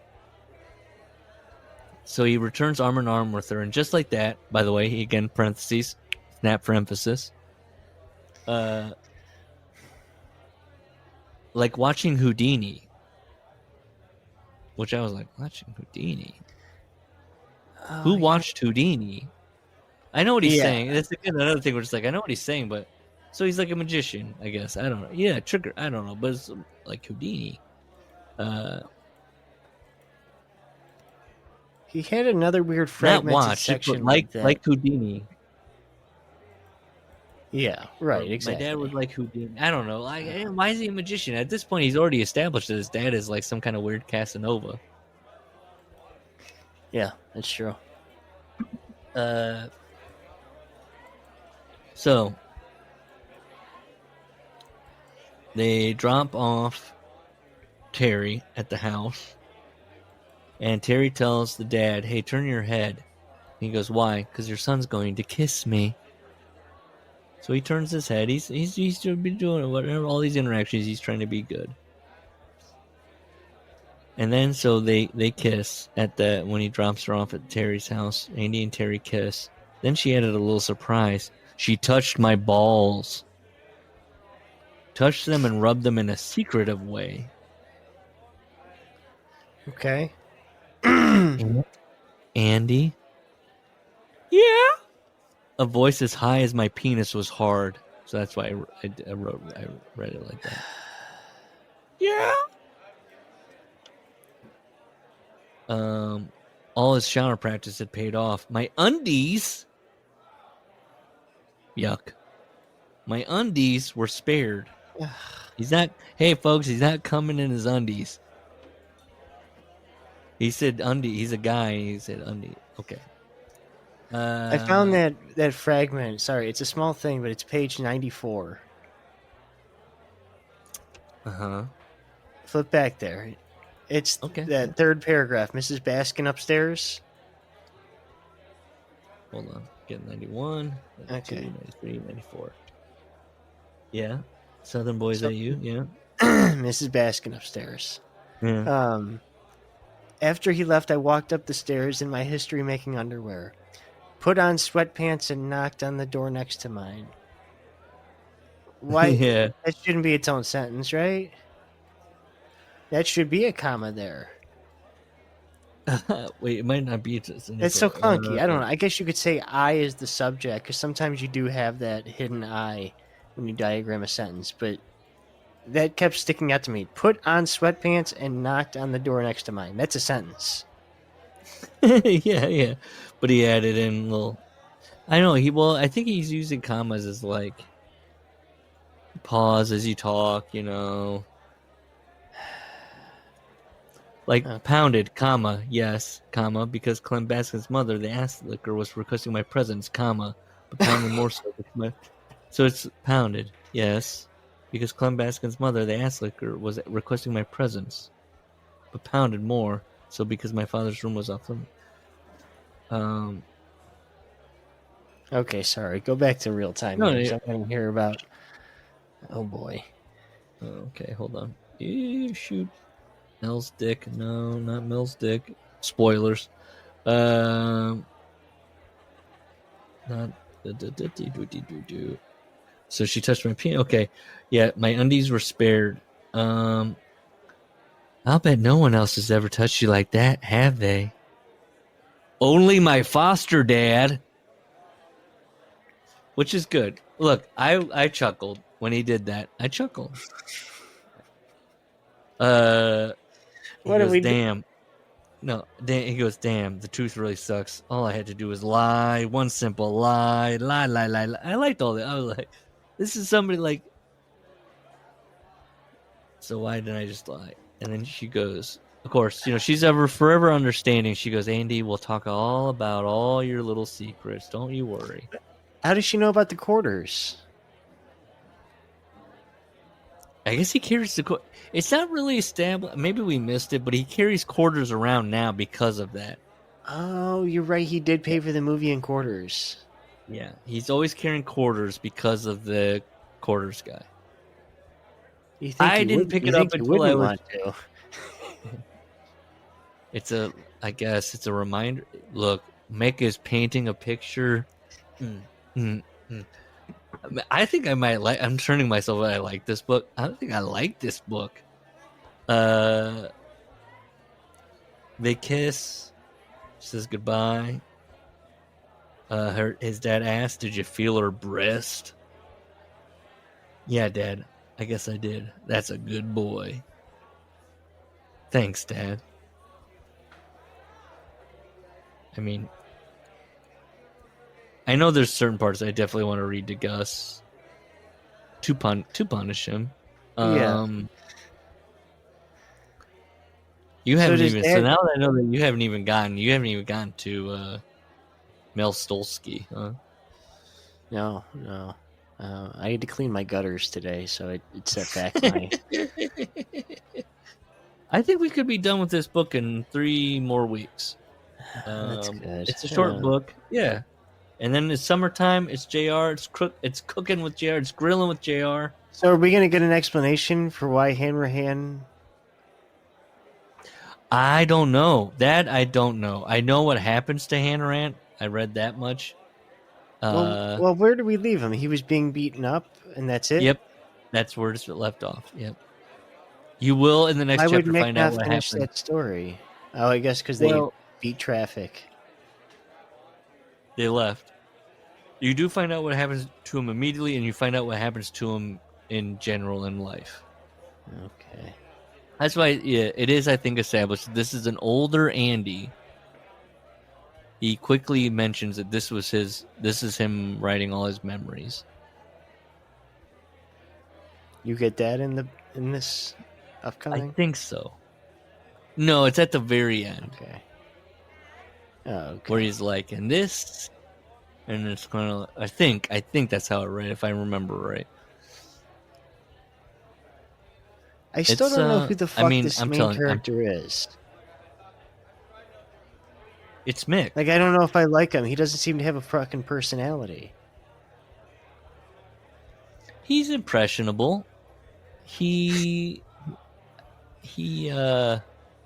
should we just listen? Do you want to do that for do you want to play Dave's interview with Mick and we just comment on it as we listen to it? Let's listen through one. Okay, I'll grant you this. It's an hour and a half. Colin would be so sad if he saw an hour and a half. Colin would be thinking, "What the fuck, guys?" All right, we do it for Colin. Mick Foley on the line today. Mick, how are you tonight? I'm doing Dave. good. Dave. Your book, Tietam Brown, is coming out in a couple of weeks, and it's your first nonfiction book. Right. And you're probably a novel. There's, Dave. A lot about it. I've read some things about it, and I know that there's. I hate this. Pause it. I think that a lot of the story. I hate this, Dave. This kind of Dave, where he's. Yeah, yes. Dave's always best when he knows when he's got something. But this seems so like. I've read about it, I've heard about it. Dave has nothing. That's bad. Misinformed Dave. He already struggles sometimes. Go ahead. Yeah. Okay. I mean, this is 2003. Read the book, Dave. Or the personalities that you're creating are based. The business on, isn't down cycle. That you've learned in your life and been around in your life, and much of your life has been around pro wrestling. Yeah. I mean, I think people say you write what you know, and I think that after spending 16 years in wrestling, it definitely gave me great access to a much better cast of characters than a lawyer or a doctor would come across. And it's strange because I think people see it as being they're gypsies. Mick, you're wrong.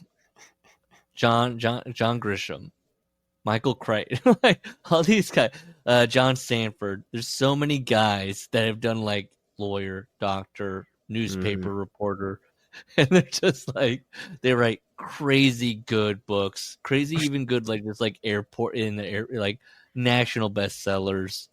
Yeah, and these crazy gypsies. These we're reading their books, like you said. These cast of characters. They always have a guy that is shitting on somebody. They've always got somebody that's a sexual abuser. It's like, yeah, it's a finite cast of characters, and they're all criminals. And you all usually everyone has to go, but he was a pretty good guy. Go ahead. Okay, I'm just like when he's like, yeah, better than a lawyer. I was thinking about like all the great books that have been like and turned into movies. Very odd for a wrestler to start writing, but I find a lot of similarities, and I think that like I said, you come across so many interesting people, and you you're on the road and you have access to people of all different, states. And I never really heard the Long Island and Mick until this. I was thinking the same thing. Yeah. I was like, God dang, he sounded kind of Vince Russo-y a little bit. He's he's veering into the. He's been about to retired drop too long. He's probably got a yeah. house out there. He's getting it back. And He feels economic comfortable with situations Dave. in different Listen, countries. bro. But you actually, I think, get a very good education on the road if you want to get one. If you want to just train and eat at the same restaurants, and it's possible. Not gonna lie, I always thought he looked like Liev Schreiber, and he kind of sounds like Liev Schreiber. Oh no! Don't you think? He kind of sounds like Liev Schreiber. And he looks like Liev Schreiber. No, Liev Schreiber's got a much deeper voice. Well, yeah, but I'm just the tone. That's the calling back me up. Maybe. What's the Okay. book, what's the basic plot of the book and what it's about? Sure. It's What a question. Tell me what the plot of the book is and what's it about. Thanks, Dave. violence. And I think What that was it? some Did we lose some him? people in the media Is that are really them or on is the that violence part. they and lost not them? Really, And it went bothering to look at the fact that this is coming of age. What? Was that them or us that it dropped down when like boop? That might have been you. I don't know. I didn't. Okay, rewind it. Can you rewind it a little bit? 'Cause I miss it. I know. I'm sorry. Okay, that's okay. I think that some people in the media are really on the violence part and not really, bothering to look at the fact that this is a coming of age story. But it's about a kid who was given up for adoption and was never legally adopted as a small child, and it's about the father who comes back into his life at the age of 17 years, and they're very strange and in some ways oddly touching relationship. What gave you the idea for this? You know what? I was watching Brian. a movie called Affliction back when I was living in Florida about 3 years ago. Affliction. And, James Coburn played the dad, and Nick Nolte played the Wow. son. And James Coburn won an Oscar for the role, and he was just such a miserable, horrible father.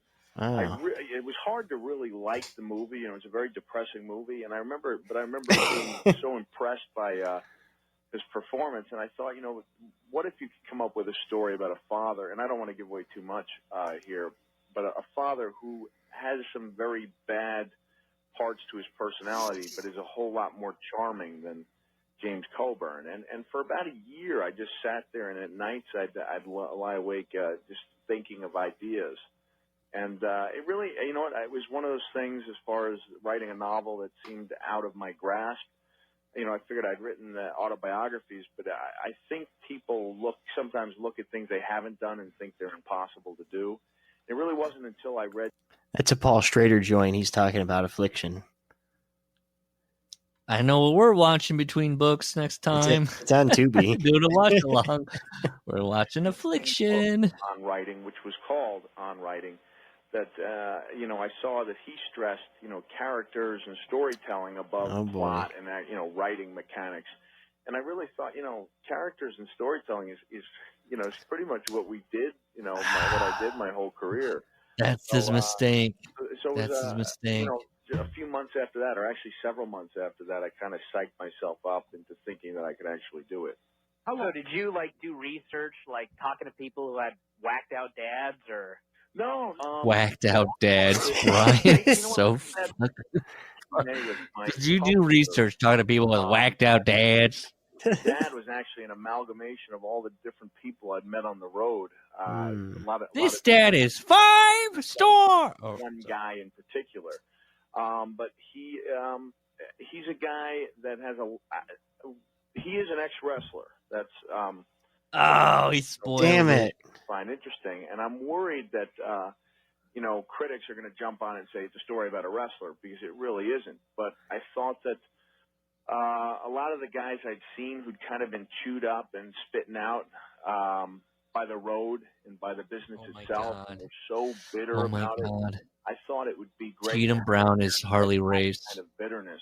And Stan Lane, apparently. That kind of, leads him to some of the decisions he makes later in his life. As far as research, I actually hit up some of the. You cut Brian off, Mick. I remember asking Harley Race in Kansas City a couple of years ago if he could think of a very bitter, lighter weight wrestler, a guy who really thought he should have made it a lot bigger than he did, and I made the guy something of a like a pioneer in wrestling civil rights. He worked territories in the late. We're spoiling ourselves, but okay. Yeah, you know what? I actually listed Sputnik in my acknowledgments. Yeah. Because while I was writing it, now Dave's in the zone. He's like, oh, right. He's like, okay, I know what we're talking. I know what we're talking about now. African American guy in Memphis. I had no idea, and this was my character was kind of doing. And this is what we're talking about. Mick is focusing on the violence about all the book. That's what's in his mind, the violence. The sexuality of it, the weird, prudish boobies, this or that, that doesn't even enter into Mick's mind. No. Like, people might be, he's like, they might focus on the violence of it. Like, with the violence is sparingly, and it's this or that. It's pretty right now. And it's never graphically described. No, it's pretty plain so far. There's, as I said, some other stuff occurred, but it's like there's been so many, like, clearly I don't think Mick's ever read American Psycho or anything like that, where it's like, oh, this is creepy. Have you ever read American Psycho? Bret Easton Ellis and DFW, they had a beef. So I'm on one. Ellis is a hack. I mean, come on. I remember I had a friend in high school that was like, they want me to start reading books. I don't even know what to read. And I knew that they had never read an adult book. Like, they didn't know that books could be crazy. And I was like, just read American Psycho. And he fucking loved this book. He was like, this is fucking crazy. Which was, it's like, wow, he got through all the music stuff too. Yeah, Mick, I don't know. He thinks that, the violence in the book so far has been pretty tame, pretty boilerplate. Like, a head got decapitated. I think he's thinking about that stuff. It is alarming violence for a normal story. I mean, it's like very graphic. For a coming of age story. The description isn't graphic, but the actual, the mother killed herself. There was a beheading. Not herself. A guy with a glass in his eye. Yeah. There's other stuff later that's like insane. Yeah. They might be more impactful if Mick did describe them more, but even the coach getting beaten up, that could have been like a 4-paragraph, like the chaos of the stands and what was going on, and he's struggling to get away. But it's just like, someone hit him with the helmet and everyone else piled on. Okay. Yeah, pretty much. Yeah, and then they left, and And then my mom shot herself, and I looked at her head. That was it. Well, yeah, it was. Yeah, I went in after a while. She shot herself, and it was the pictures of the boy. Yeah, I don't know. That's interesting. Can we keep going? College listened to 31 Beatles tracks this week. I don't want to. I'm not going to comment on that. Okay. Good ones or bad ones? Definitely don't. Let's do the whole thing. Anyone confused it with a children's book? Not at all. The one thing, and again, I'm right at the point in the book where 201. Andy, who was the guy who the So Dave's 200 pages in. You just said. All right, he's further. Is he further than us? He's talking. Yeah, he's further than us. He's talking about the plot. He's talking about Andy. Oh yeah, he is. He's way ahead. Right? 17-year-old who the book is basically about his life up to this point. Has been reunited with his father, and he's just found out that his father was a professional wrestler in the South in the '60s, and in other places as well. You'd use some of your wrestling knowledge and background to kind of make the father character. Right. One of the things that last night when I was reading this thing, it really just popped into my head. I'm so prepped for this You question. did the Mankind character. Right. I visualized, for some reason, I visualized that you, in doing the Mankind character, it was kind of like the tragic, Mankind character. You kind of think that I'm sorry. It's Dave. It was this kind of. Dave saying he's laying in bed. The book is on it. Pause. I read the whole book. And It wasn't really done about Mankind at all. The book. I guess. What's the question? Pause it. Hold on. Pause it. The book is on his chest. That was a good one. He's just staring straight up in the ceiling, being like picturing Mankind as the dad, which we wrote, by the way. I wrote in those margins, Mankind, mommy. Dave, though, talking about he's reading a book, and I'm visualizing. That enough is so fucking good. It's so fucking funny. Dave Meltzer. I just had a feeling that was going to be one of those questions that never ends, and we're still not done with it. Yeah. Play. Okay. What is the question? Yes, we need a sentence diagram of it. The last couple of pages that I've been reading, it's just like, this is maybe where you get that depth of the Mankind character. Yeah, actually it wasn't, but that's an interesting take on it. Pause. He goes through the whole thing being like the depth of his character. I was thinking about your Mick Foley, your Mankind character. He goes on and on and on, and then Mick Foley just goes, "Yeah, no, that wasn't wrong." Really cool about books is that they're open to interpretation, and I was in England, I guess, for 4 days, and I had some really astute literary people talking about the book, and they had some conclusions that I had never even thought of. So it's not as if you would be wrong. It's just not something I had considered. But obviously, that kind of and I want to make it clear for anyone who picks his book up, this has nothing to do with my relationship with my father. And I wish, in a way, that I dedicated to my dad, who is nothing like Tietam Brown. What was that? And I want to make it clear for anyone who picks his book up, this has nothing to do with my relationship. Pause. And I wish, in a way, that I did. Pause. He says, "Okay, Dave, I don't." He says you're wrong. He said first, he kind of says you're wrong. This isn't like really like I was basing it on my my depth of my character, or whatever. And then he goes, "But people, when I did that thing in England, were saying, giving me these opinions that I never thought of. They, hey, you put art out there, it's open to interpretation. That's what we're doing." Mm-hmm. And he goes, "Oh, I never thought about it. It's not necessarily wrong. I just never had thought about it." And he was saying, "So that's like you, Dave." And then he just all of a sudden goes, "Maybe someone said something in the UK. Maybe it was windy." And he goes, "I just want to make it clear. My dad is not, Jack Foley is not Tietam Brown." Somebody was like, "Hello, Mick." Nothing like Tietam Brown. But I can't, Yo, Dad Jack, Tietam Brown. The dark upbringing and some problems early in life, and you've just gotten to the part, I guess, where things start to get a little ugly, right? I think they've been getting ugly for the whole book.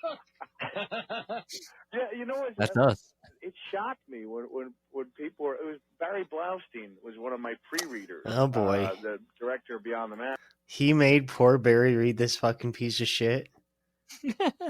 Barry made. What did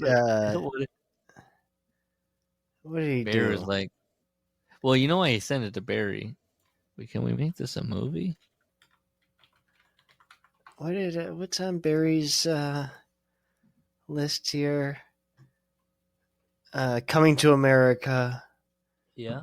I guess I guess Barry's not. He's not high art. He could read this. It's not. Yeah, but you know why Mick? Yeah. I mean, Mick, why is Mick? I don't know. Mick's just name dropping. For guys listening who don't know, and I handed a book out to like 4 different people whose opinions I respected, And Barry was the first one to finish. He got back to me and he said, and he'd left a message. I think I was in England at the time doing Robot Wars. And the message was like this haunted message. And he said, Damn it. I really love it, but it's so dark and I'm having trouble sleeping, to tell you the truth. And I thought Barry was crazy. There's I no way. Loves to. Mm-hmm. Well, I mean, there were aspects of it where you got there, but then the rug was always pulled. Yeah, the kid. Well, you're not done reading yet. That's true. I just read about the rug being pulled last night. I was getting really sad when the character had this like saintly girl who was chasing after, and actually was his girlfriend at one point, and then and then they have the breakup, and it's just so sad because it's like spoilers. The way you wrote the girl character was like every kid's high school crush combined into one. Crush. And he was this poor pathetic figure who, every poor pathetic figure, like it was interesting again. Dave burying Mick. I don't know. I think that a lot of things Again. are similar. I always relate real well to your books anyway. Although they were wrestling books, maybe I should. But like a lot of the different characters, I could sort of relate to them, like the history coach and everything, and the history teacher and football coach, which I want to talk to you about in a second. Sure. But I mean, I could see like when a kid growing up in high school, there's the one girl who you in your mind, she's got all these saintly qualities, and you actually wrote a girl pretty close to that in the book. Yeah, I think Dave. I think it was this Dave, girl, if you could relate. won a lot of readers' hearts. And then she smashed a banana in my face. What is it? What was it? It was a banana, right? He smashed it in her hair because she had just gotten a perm. That's right. That was, Dude, this is and crazy. It was the night Hogan was on Arsenio. Third time, and it'll be on Wednesday the 8th, or no, Tuesday the 8th. Right? I might be conflating I those don't two. know. I feel like She said, no, don't get me wrong, I really like it. She said, it's just Dave is such a. I'm telling you, I hate to do this our documentary thing. Dave is such a singular figure. You have to. Someone, please, God, make a documentary about him. That's all. That's all I want. You paused it, but that's all. I just want a documentary about Dave. That's when I thought things had to get better. They got worse. Well, every time I think that this is the big turnaround, and then there's another thing thrown out there that you go, oh my God, another. Yeah. You know what? Oh my God. The father character to me, and this is, I'd said a little bit. I guess I don't know how much has. Brian hasn't read it. No way. no. It sounds like Brian finished it because You think he's the Brian one who finished was like it? giving teasers to Dave. He's like, "You haven't finished the book yet." Oh, I didn't catch that. Yeah, I thought when Brian was going, hey, you ever interview any whacked out parents? I was like, oh, he's just. I was going to ask you, what are the odds Dave finished this book after the interview? 100%. Dave finished it. Okay. Okay. That's what I Wade think. Keller was asking me about, if it was anything like wrestling or if it was completely different. And I said, to tell you the truth, it's not that much different. And I think that, being characters in wrestling, and especially, I guess, because of the way I looked, not quite fitting the norm of what, promoters usually pushed, I think it gave me an added emphasis to create, an added incentive to create characters that people. Oh, God, I'm sorry. I'm What? so spaced out. What's going on? What happened? I clicked off because I forgot on. You're just zoning out. Coach and everything. Which, All right. And the Yeah, get to the coach. poor pathetic figure who, every poor pathetic figure, like it was interesting again reading the different characters. Man, because Dave. I don't know. I think that a lot of things are similar. I always relate real well to your books anyway. Although they were wrestling books, maybe I should. But We got this. We got sort of this. relate to them, like the history coach and everything, and the history teacher and football coach, which I want to talk to you about in a second. Oh, And that Yeah. turns around and becomes the heel on her. It will mean a lot more. Back up. They're bad, but the character's a little too sympathetic, and I gave him my big analogy about how the teacher, if a teacher has two kids, that are bad, but that one kid has the potential to be good, and she gives him extra time and attention, and that kid turns around and becomes the heel on her, it will mean a lot more, and the pain will be a lot more acute than if it was the bad kid all along. So I've always been interested in those characters that walk a fine line, and I think this dad does it pretty well. Now, were you always a history buff? Because that sort of shows up. History buff. Yeah, not always. Dave fell for it. My mom found this book when I was 7, where she would mark off books as I read them, and it was like, man, I was doing a lot of reading, and a lot of it was centered around history. And even, I 4th, 5th grade, I remember, being a big early. Can you pause it? Can you pause it? They had. I like history. Granted, my brain is shot. That's my point here. I can't. I'm not saying my brain is more shot or less shot than Mick, but I have a book somewhere floating around of the Abraham Lincoln book. What is it? A cabinet? I'm gonna have to Google it because I can't even look. What's the name of the book? Abe Lincoln book. I have to a Team of Rivals. That's the book I own. I read it, and I've read so many. I can't and he's going. I was a child, and I read so many history books, and it's like I read history now, and I would not. Yeah, say, you're right. You don't really retain those. I retain general thought, like when we're talking about him going, oh, he's John Brown, I know this vibe. My memory is so shot, and I can't. And he's going, I'm a history buff. Yes, I'm quibbling. Go ahead. I'm quibbling. Negro matches and balconies, the colored section, and the Sputnik Monroe type of stuff. Yeah, and that's why at the end of the book I acknowledge Sputnik Monroe, because I think we were just talking about this the last time that when the time was up.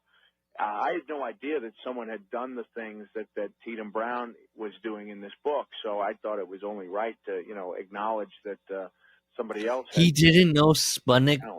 Yeah.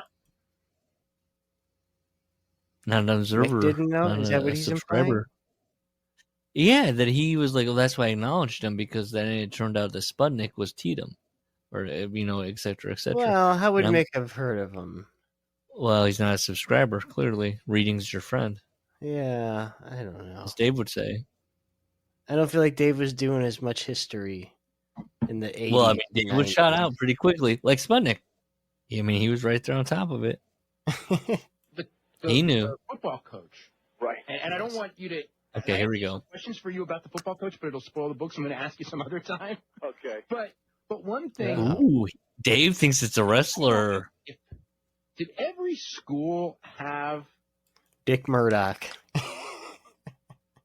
A coach Come like on, that? yeah, what is it? Because every school? What is he talking about? Because no, because I'm reading about this coach, right? And it's like there are aspects of him. We didn't at our school have a coach exactly like him, but we had a coach very similar. But at a rival school, Dave's trying. Dave's trying. Exactly like him, who ended up, in fact, being arrested. Almost on Dave's what we were talking about. Do you have a public educator that's been arrested? I heard about this. I even kind of lived through this, but I mean, I think that they were prevalent everywhere. But I didn't know it until 20 years later. Yeah, I don't know if they were quite as bad as this guy. Quite as well, no, not quite as bad, but this is so. That was one of the things my mom asked me about, and I have to assume my mother, who the book is dedicated to, didn't like the book. I think she may have found it a little shocking, especially coming from her son.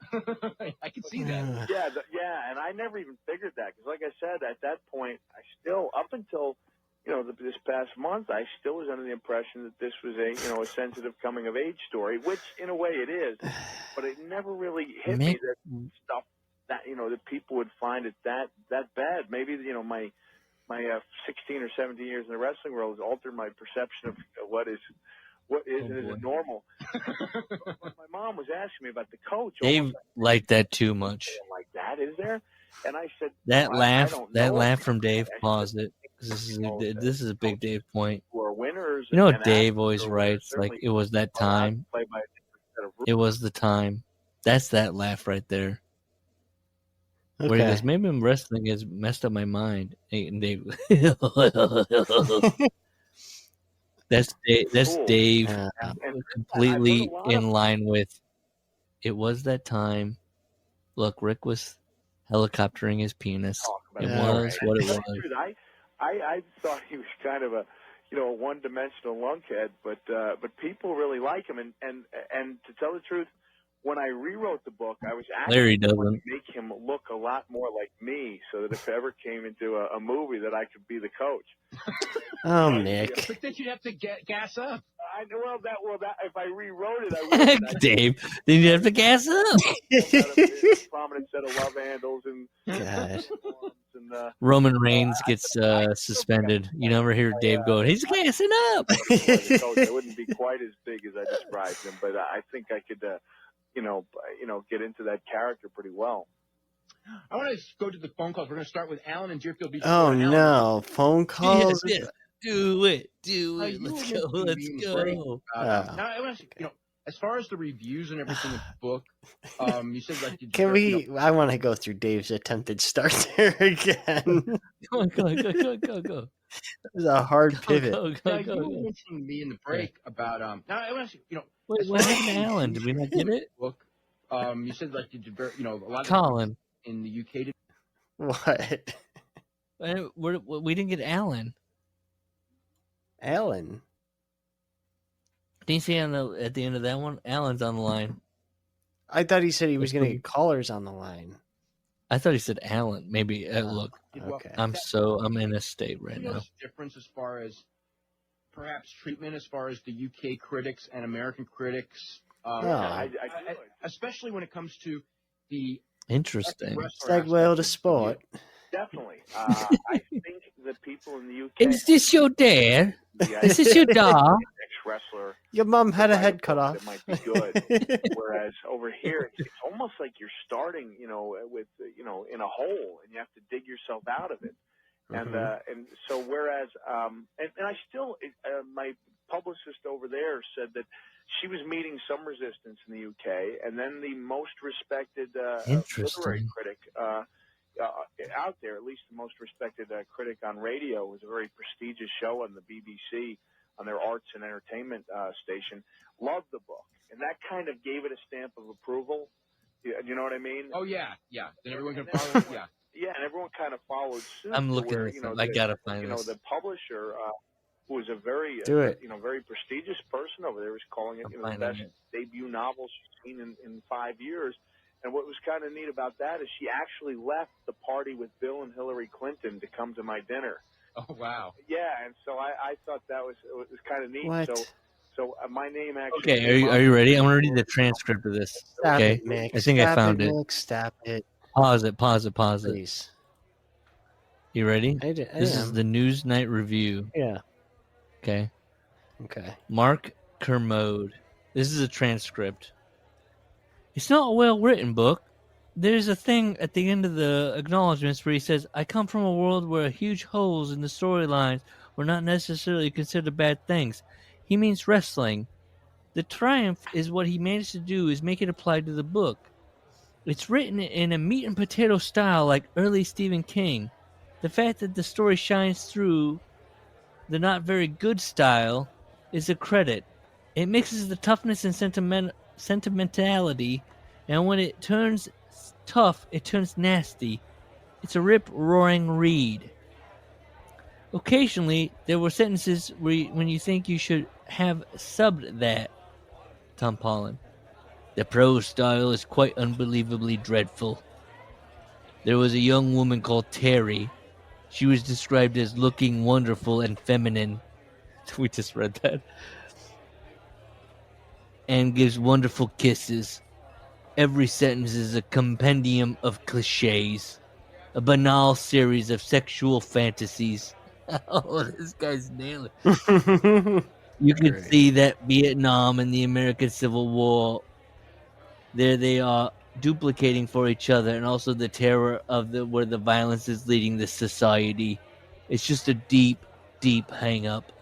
And then I began to think he keeps using the word win and the word defeat. At some psychological level, it's about if you win, maybe you lose. It's junk. It's just awful. He said any critic who dislikes it, he wants to see them in the ring. You'll have to go in. I would not last a second. Paula the Mauler. I'm not going to What the are ring. what are all these reviews you're reading? This was on TV. This is what I think he's thinking about. One reviewer liked it, one didn't. Oh, okay. Do you want to keep going? You've closed out of everything. Yeah, I'm good. How I'm dare good. I gotta go to bed. No. Oh my God, Colin. Just know I wanted to keep going, and he did not. I've had enough. There's no rationalizing this book. And I don't even. It's gonna take so many more turns. I thought it was gonna be like Danny, the champion of the world. That's a coming of age tale. We were trying to think of coming of ages that we liked, and it's. I was a big doll I fan. can't. Elementary. I'm not. school. I might not be a coming of age fan. I was like, I don't know if I guess maybe was it ham and egg? Ham on Rye. Ham on Rye. I apologize. Take my credentials away. Maybe I'm just a Ham on Rye guy. That might be the one and only.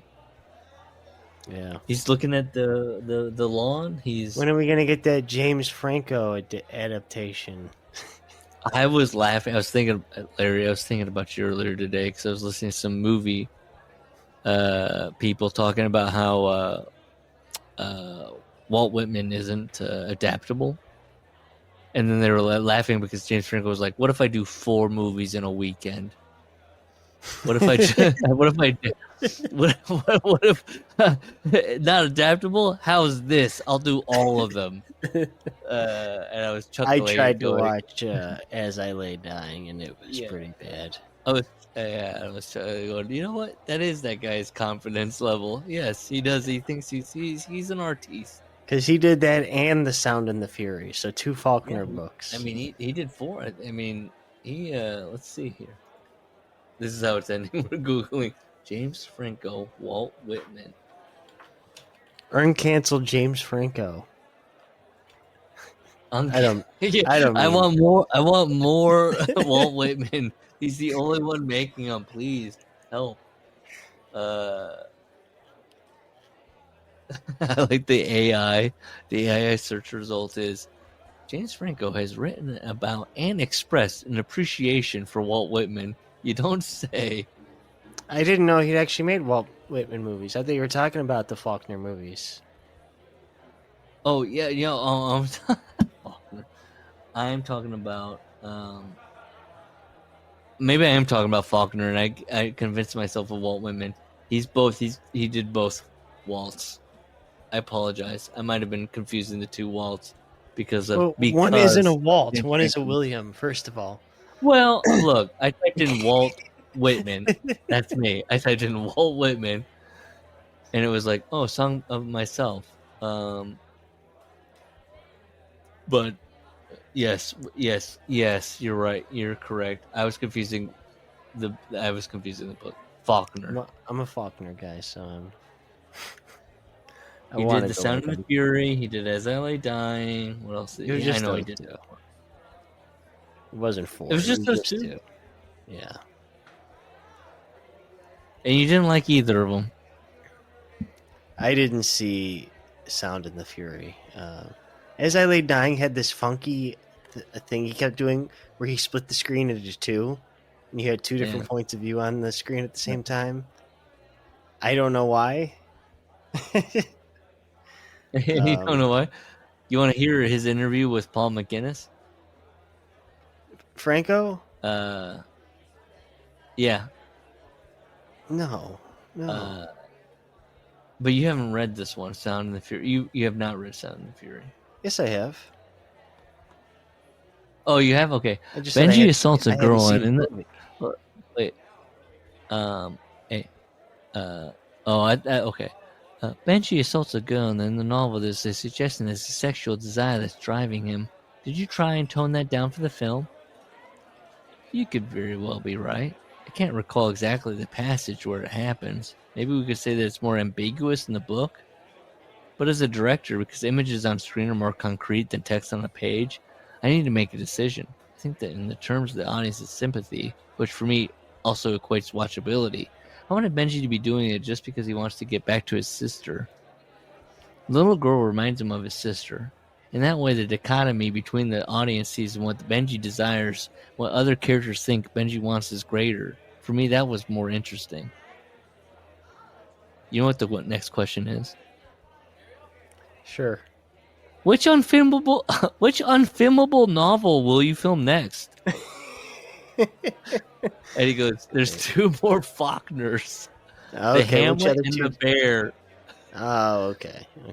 The bear would be difficult because you need a trained bear, but now you can do CGI. Oh no! There you go. Well, then he got canceled. Don't worry about it. Did you like his answer about the? Well, I was thinking about watchability. It's like Faulkner's.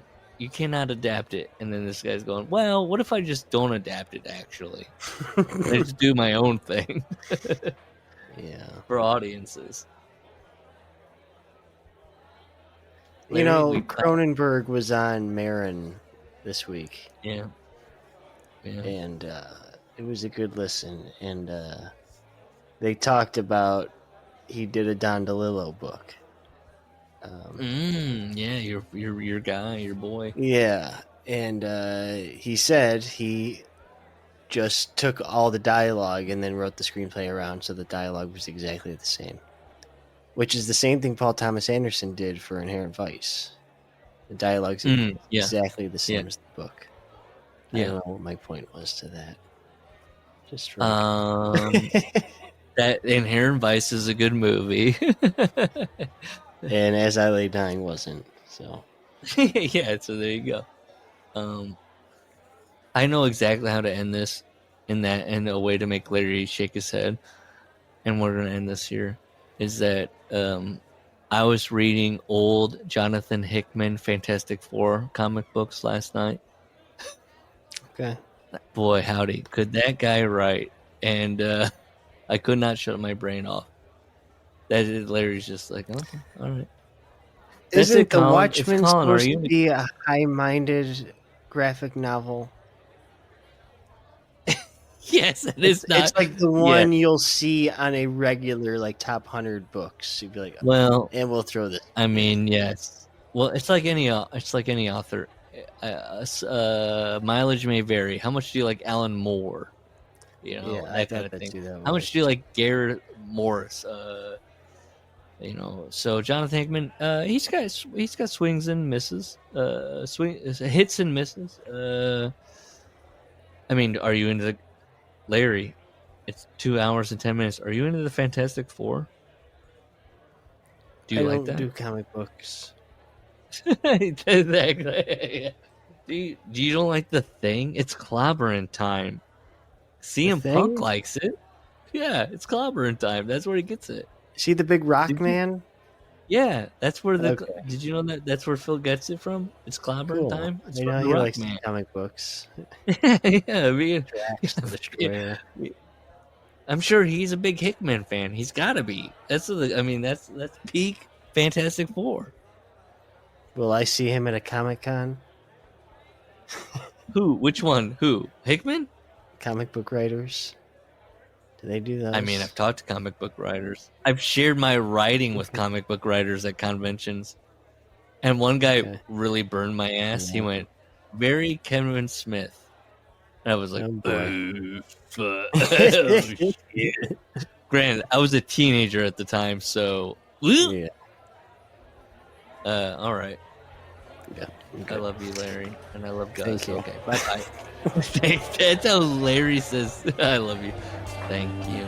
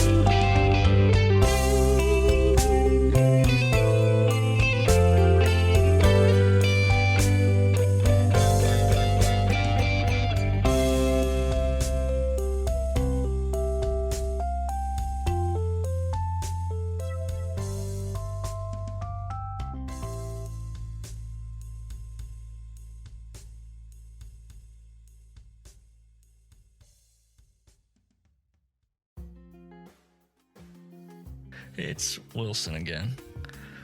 That was fun.